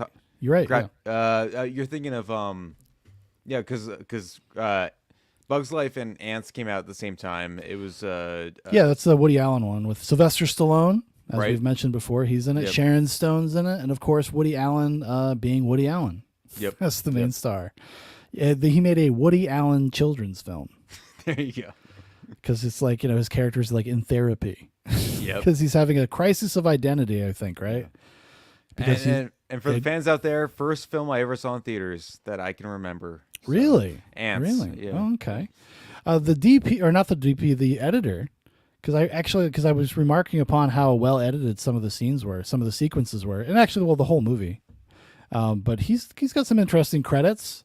The Fast and Furious, The Shadow, which I actually am kind of a fan of. The Alec Baldwin, The Shadow. Okay. What else did he do? He did the remake of Poseidon. He did Ion Flux. He did Troy. He did a Harry Potter. Domestic Disturbance. He did The Kid with Bruce Willis. Oh, I remember The Kid. You know, I don't know if I've ever seen that whole movie. Wow, he's got kind of a stacked filmography here. Yeah. Well, very eclectic too. Next of Kin, The Russia House, Mr. Baseball, The Real McCoy, Rob Roy, Eye for an Eye. He worked. But I really enjoyed his work in this. So shout out to Peter Honus. Well done. He was good. He did a great job. And I also kind of like the end of the movie. One of the final lines, other than goodbye, is some men get the world, some men get ex-hookers and a trip to Arizona. Because the conclusion of their characters, like I said, is Ed Exley gains perspective and Bud White chills out. Because Bill's, it's unclear whether or not Bud White would actually, whether or not he's staying on the force, I guess, is kind of nebulous. Trump says, did either of you find it a stretch that Bud White survives? I mean, I kind of went with it, honestly, but I can see what you mean. I like how they padded it out, though, that you think that he dies for a good portion of it up until the very end. 5 minutes. Like, there's a 5-minute gap between that. I mean, the ending shootout, that's something we haven't talked about. The ending shootout is great. Oh, that was like one of the few things, like when I first watched the film and bonded with my dad over, I'm like, oh yeah, that shootout scene was great. It's like, oh yeah, like Jeremy, you loved it, you right? Yeah. You loved it, didn't you? Yeah. Well, because it's so good. It kind of goes in. It's kind of in the same way that interrogation scene is so impressive. Like, because you're never lost, you're never confused. Like, you kind of understand the geography of the scene. Yeah. The whole time, they credibly make it look like those guys could take on an army of LA police officers. Yeah. And the way it ends is amazing. When Exley basically confronts Dudley, he has to decide whether or not he wants to make a deal with the devil. Mm-hmm. To advance his career even more. Like Yeah. it's another thing that's kind of dangled in front of him. Like, oh, we can make something up. Like it'll be fine. Right. You can just show your badge, and yeah. And even the fact that he shoots him in the back, I think, is appropriate for the character, actually, because he's a little opportunistic. He's a little, kind of a little slimy in his own weird way. He's even more slimy in the book. In the book, he's a phony war hero. Like he came upon a bunch of dead soldiers in a bunker, and then claimed that he had taken them all out. Yeah. Yeah. Great performance. But he all shoots, around. but he shoots him in the back, and then is still able to finagle it to his advantage, like the situation. Because now, actually, like I said, he gains perspective. So now he kind of understands holistically how this works. How being a cop, from a political perspective, and dealing with the media and the DA and all that kind of stuff, he has a more holistic appreciation for what it takes, what's involved in that, Yeah. Because he lies. He allows them to lie. It's almost like, since we keep bringing up Batman movies, it's like at the end of The Dark Knight when they say that Harvey Dent they don't tell everybody that he was Two-Face. It's in the paper. It's in the newspaper that Dudley's a hero cop. I think that they lied about it and said that he died with honors as one of the heroes. Because when Exley says like, well, aren't you? I think you guys are going to need two heroes. You assume he's talking about himself and Bud White, but he's really talking about himself and Dudley. Yeah. So he's still got that in him. He knows he knows how to play the game. Would you have ever wanted Russell Crowe? I think Guy Pearce has remarked upon this as well, that this is like the one movie or the one character they had played that they actually wish that they got to do another one, like another story with the characters. I can definitely see that with Russell Crowe for sure. Only on the basis that like he is supposedly, and I'm not like trying to reaffirm like what other people have like said about him in the past, but that he has no problem like playing a hot-headed character. No, because like he is this. a hothead. Yeah, because he kind of is himself, Yeah, I love it when Russell Crowe is trying to pretend to be a laid back, cool guy in interviews. Yeah. Yeah, but he was the biggest proponent of that. Like he wanted to do another one. Apparently, he used to bother Curtis Hanson about it all the time. Right. Before Curtis Hanson, unfortunately, he passed away in I think 2016. Oh yeah, that's right. Okay, yeah, we did lose him. Yeah, he's dead. He did. Guy Pearce, I hear, is like pretty also cool to work with. He's a little bit more. He's less hot-headed. I've only ever heard good things about Guy Pearce, in terms of anecdote stories. Right. I've always heard that and he seems like it too. Yeah. He seems like a pretty laid back dude. We know everything we need to know about Kevin Spacey for sure. Yeah, we're not going to be bringing Jack. Well, Jack Vincennes is dead, but we could bring him back. We could. Dude, he wasn't really dead. He was just in hiding so that they could get Dudley. Yeah. You know what I mean? Once you see that new assassination film that he's going to be in, we know Kevin Spacey's back. Oh, what? Yeah, we watched the trailer. It's like I can't even remember what the hell it was called. Trellick says Bud White is a hot-headed small-town Arizona cop. Hey, listen, I would watch the hell out of that movie, dude. I really would.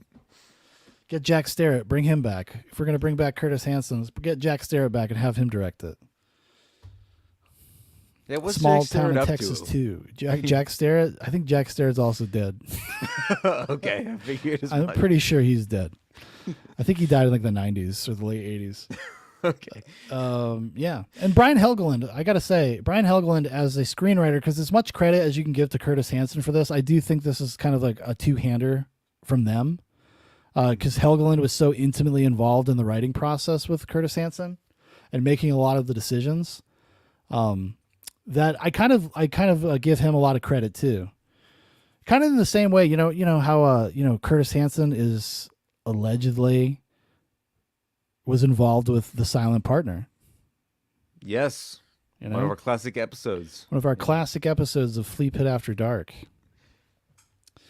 So yeah, there's connections everywhere. where we live in a simulation.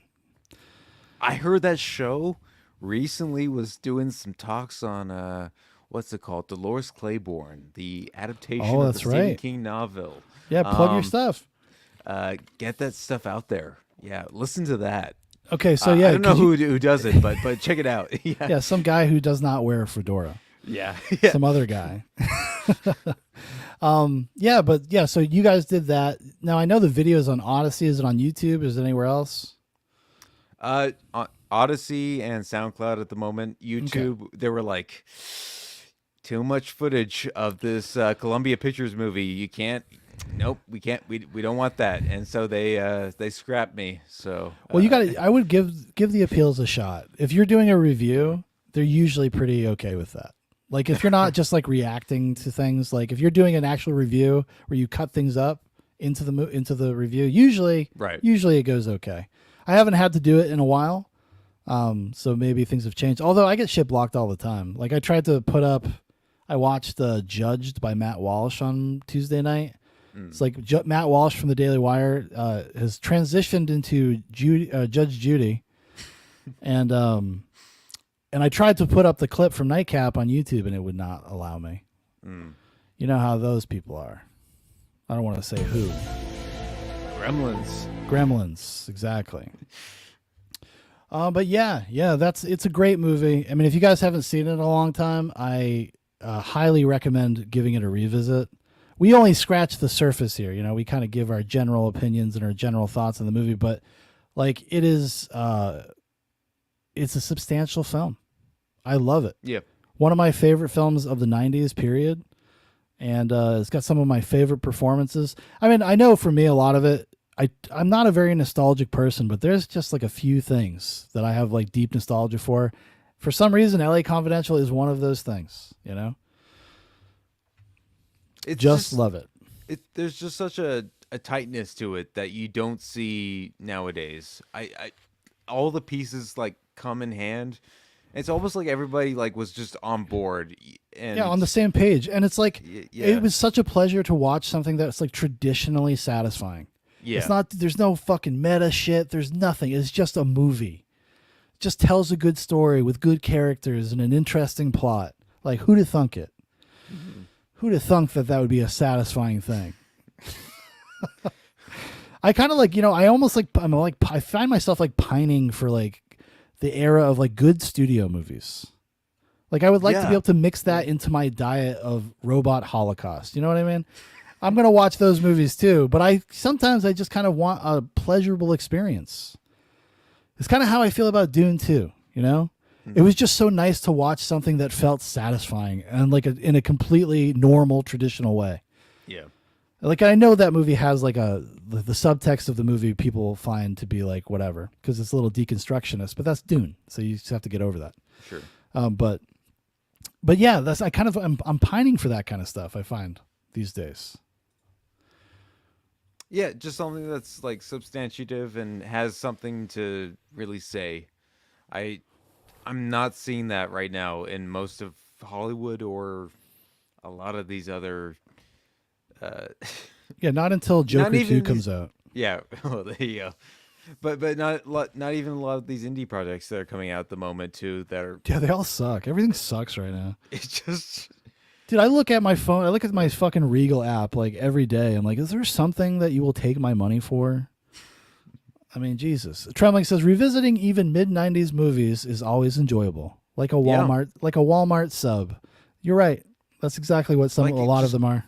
Just go watch like Con Air again compared to any action movie today. Like, at some point we definitely got to cover like The Rock and Con Air because those are just like again, those are actually movies I also have a fair bit of nostalgia for. Sure. Like that was like those were the huge movies when I was a kid, you know. You were like 2 years old. I was like 10. I was a wee lad. I was like 10 and my dad was like so into renting like every big action movie that came out, so we saw all that stuff. And oh dude, The Rock is one of my all-time favorite action movies. Like that's like it's Michael Bay's finest hour in my opinion. All right. I love that shit. I mean, just because I don't know. I think because they would get like good actors in them. You know, like Ed Harris in Yep. The Rock. Come on, dude. It's awesome. Nicolas Cage, Sean Connery. Actually, the guy who plays the DA in this is also in The Rock, I think. Okay. Oh, no. Is it? Is he in that? No, it's a different guy. Never mind. Scrap that. It's a different person. Different old white guy. Looks the same. Yeah. Trembling says, man, talk about a big score. The score for The Rock goes fucking hard. It does. That's awesome. It's an awesome score. It's so corny, but it's so great. Yeah. So next time Jeremy and I get together for a Goes to the Movies Live, we're going to be talking about our favorite found footage movies. We don't know what those are yet. We're going to do like a top. Each of us are going to pick 5 of our favorite ones, and then we're going to reconvene and we're going to discuss all of them in brutal detail, every single one of them. And then next Thursday, in lieu of a Goes to the Movies Live, I'm going to do another Goes to the Movies watch along.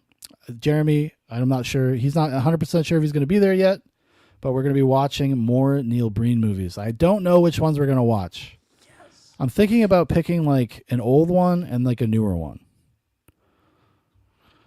You know what I mean? Yeah, start with his first film maybe, and then like one of the later ones, and then do a Twisted comparison. Pair. I was going to do that. I was going to do like the first one and then Twisted Pair, I think. I think that's what I'm going to end up doing. Trummick says it's by the same guy that did the Metal Gear Solid 1 and 2 scores. Basil something or other. Trummick says Hans Zimmer gets credit, but he only did the title track. Son of a bitch. What are you doing, Hans? You fucking clout chasing, guitar wielding fool. I love Hans. Actually, I really like Hans Zimmer. I know a lot of people don't, but I enjoy Hans Zimmer scores. I know we've talked about this before because Trembling's like, how the fuck do you listen to Hans Zimmer scores outside of the movie? Well, you listen to like a suite. You know, you got to get like the 15-minute suite of like Inception or something, and then get your ass on like a elliptical or something, and it's awesome. You envision yourself in the movie while you're running. It's great.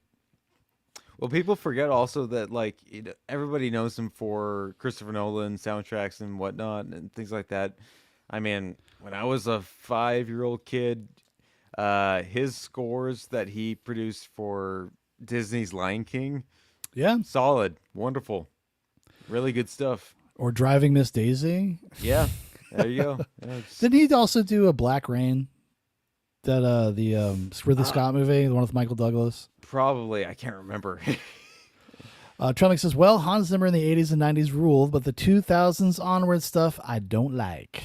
I understand that because it's all like tone stuff. But did he do Dune? Didn't Hans Zimmer do Dune? I really liked his Dune score.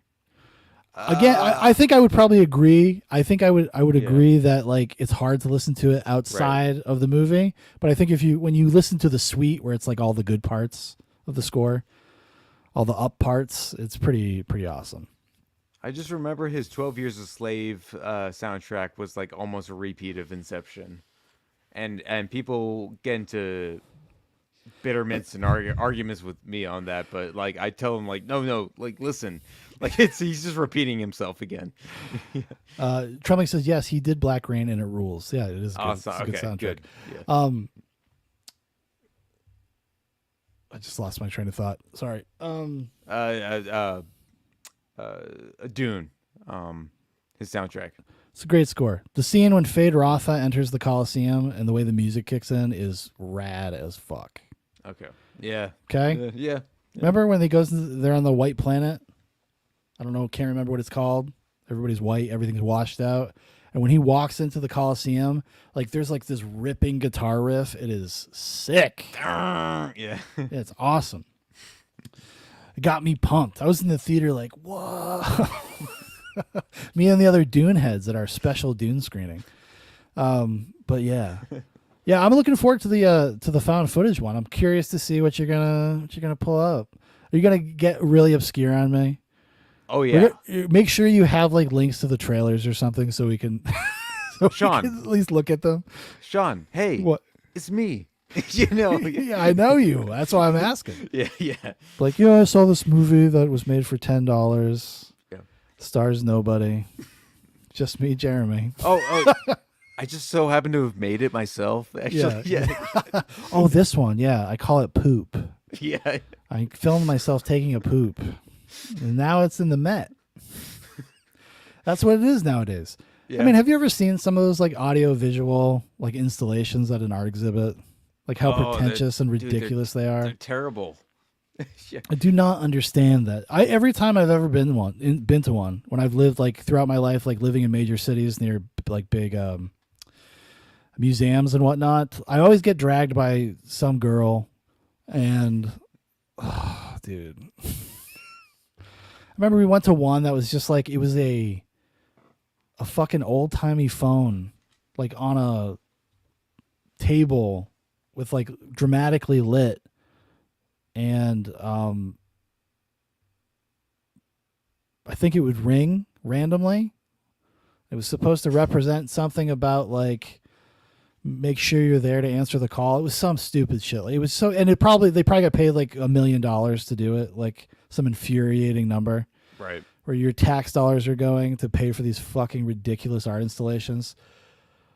Spend like $15 million building a plaster rock. Do you remember that one? Do you remember that? I don't know if it was the museum. I don't know if it was like, it might have been like in LA or something. It's like a giant rock. Right. Yeah. And they got paid like millions of dollars to do it. I tell you. It's not cool.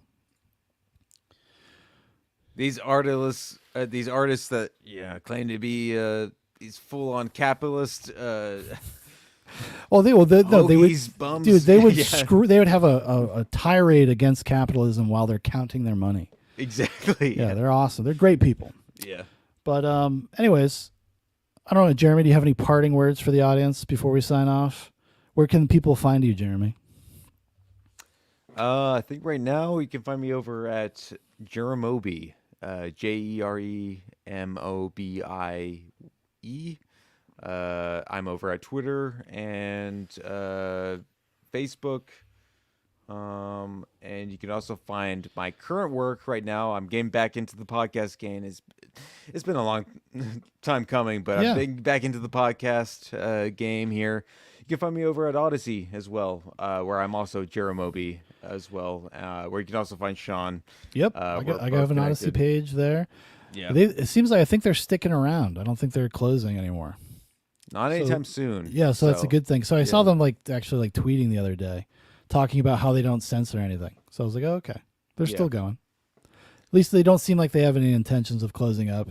It's a good it's a good backup to have. I actually really liked Odyssey. I think it's kind of a cool alternative. It just doesn't have very many people on there. Yeah. Like everybody that's on there that's popular is popular on YouTube, and they just auto upload their stuff to Odyssey. And I mean, even people that are huge, they only get like 100 views. Mm-hmm. Like somebody like The Quartering is on Odyssey. Right. He's not pulling down huge numbers on Odyssey, you know? It's a little bit of a barren platform, but I like it. I appreciate that it exists. So, you know.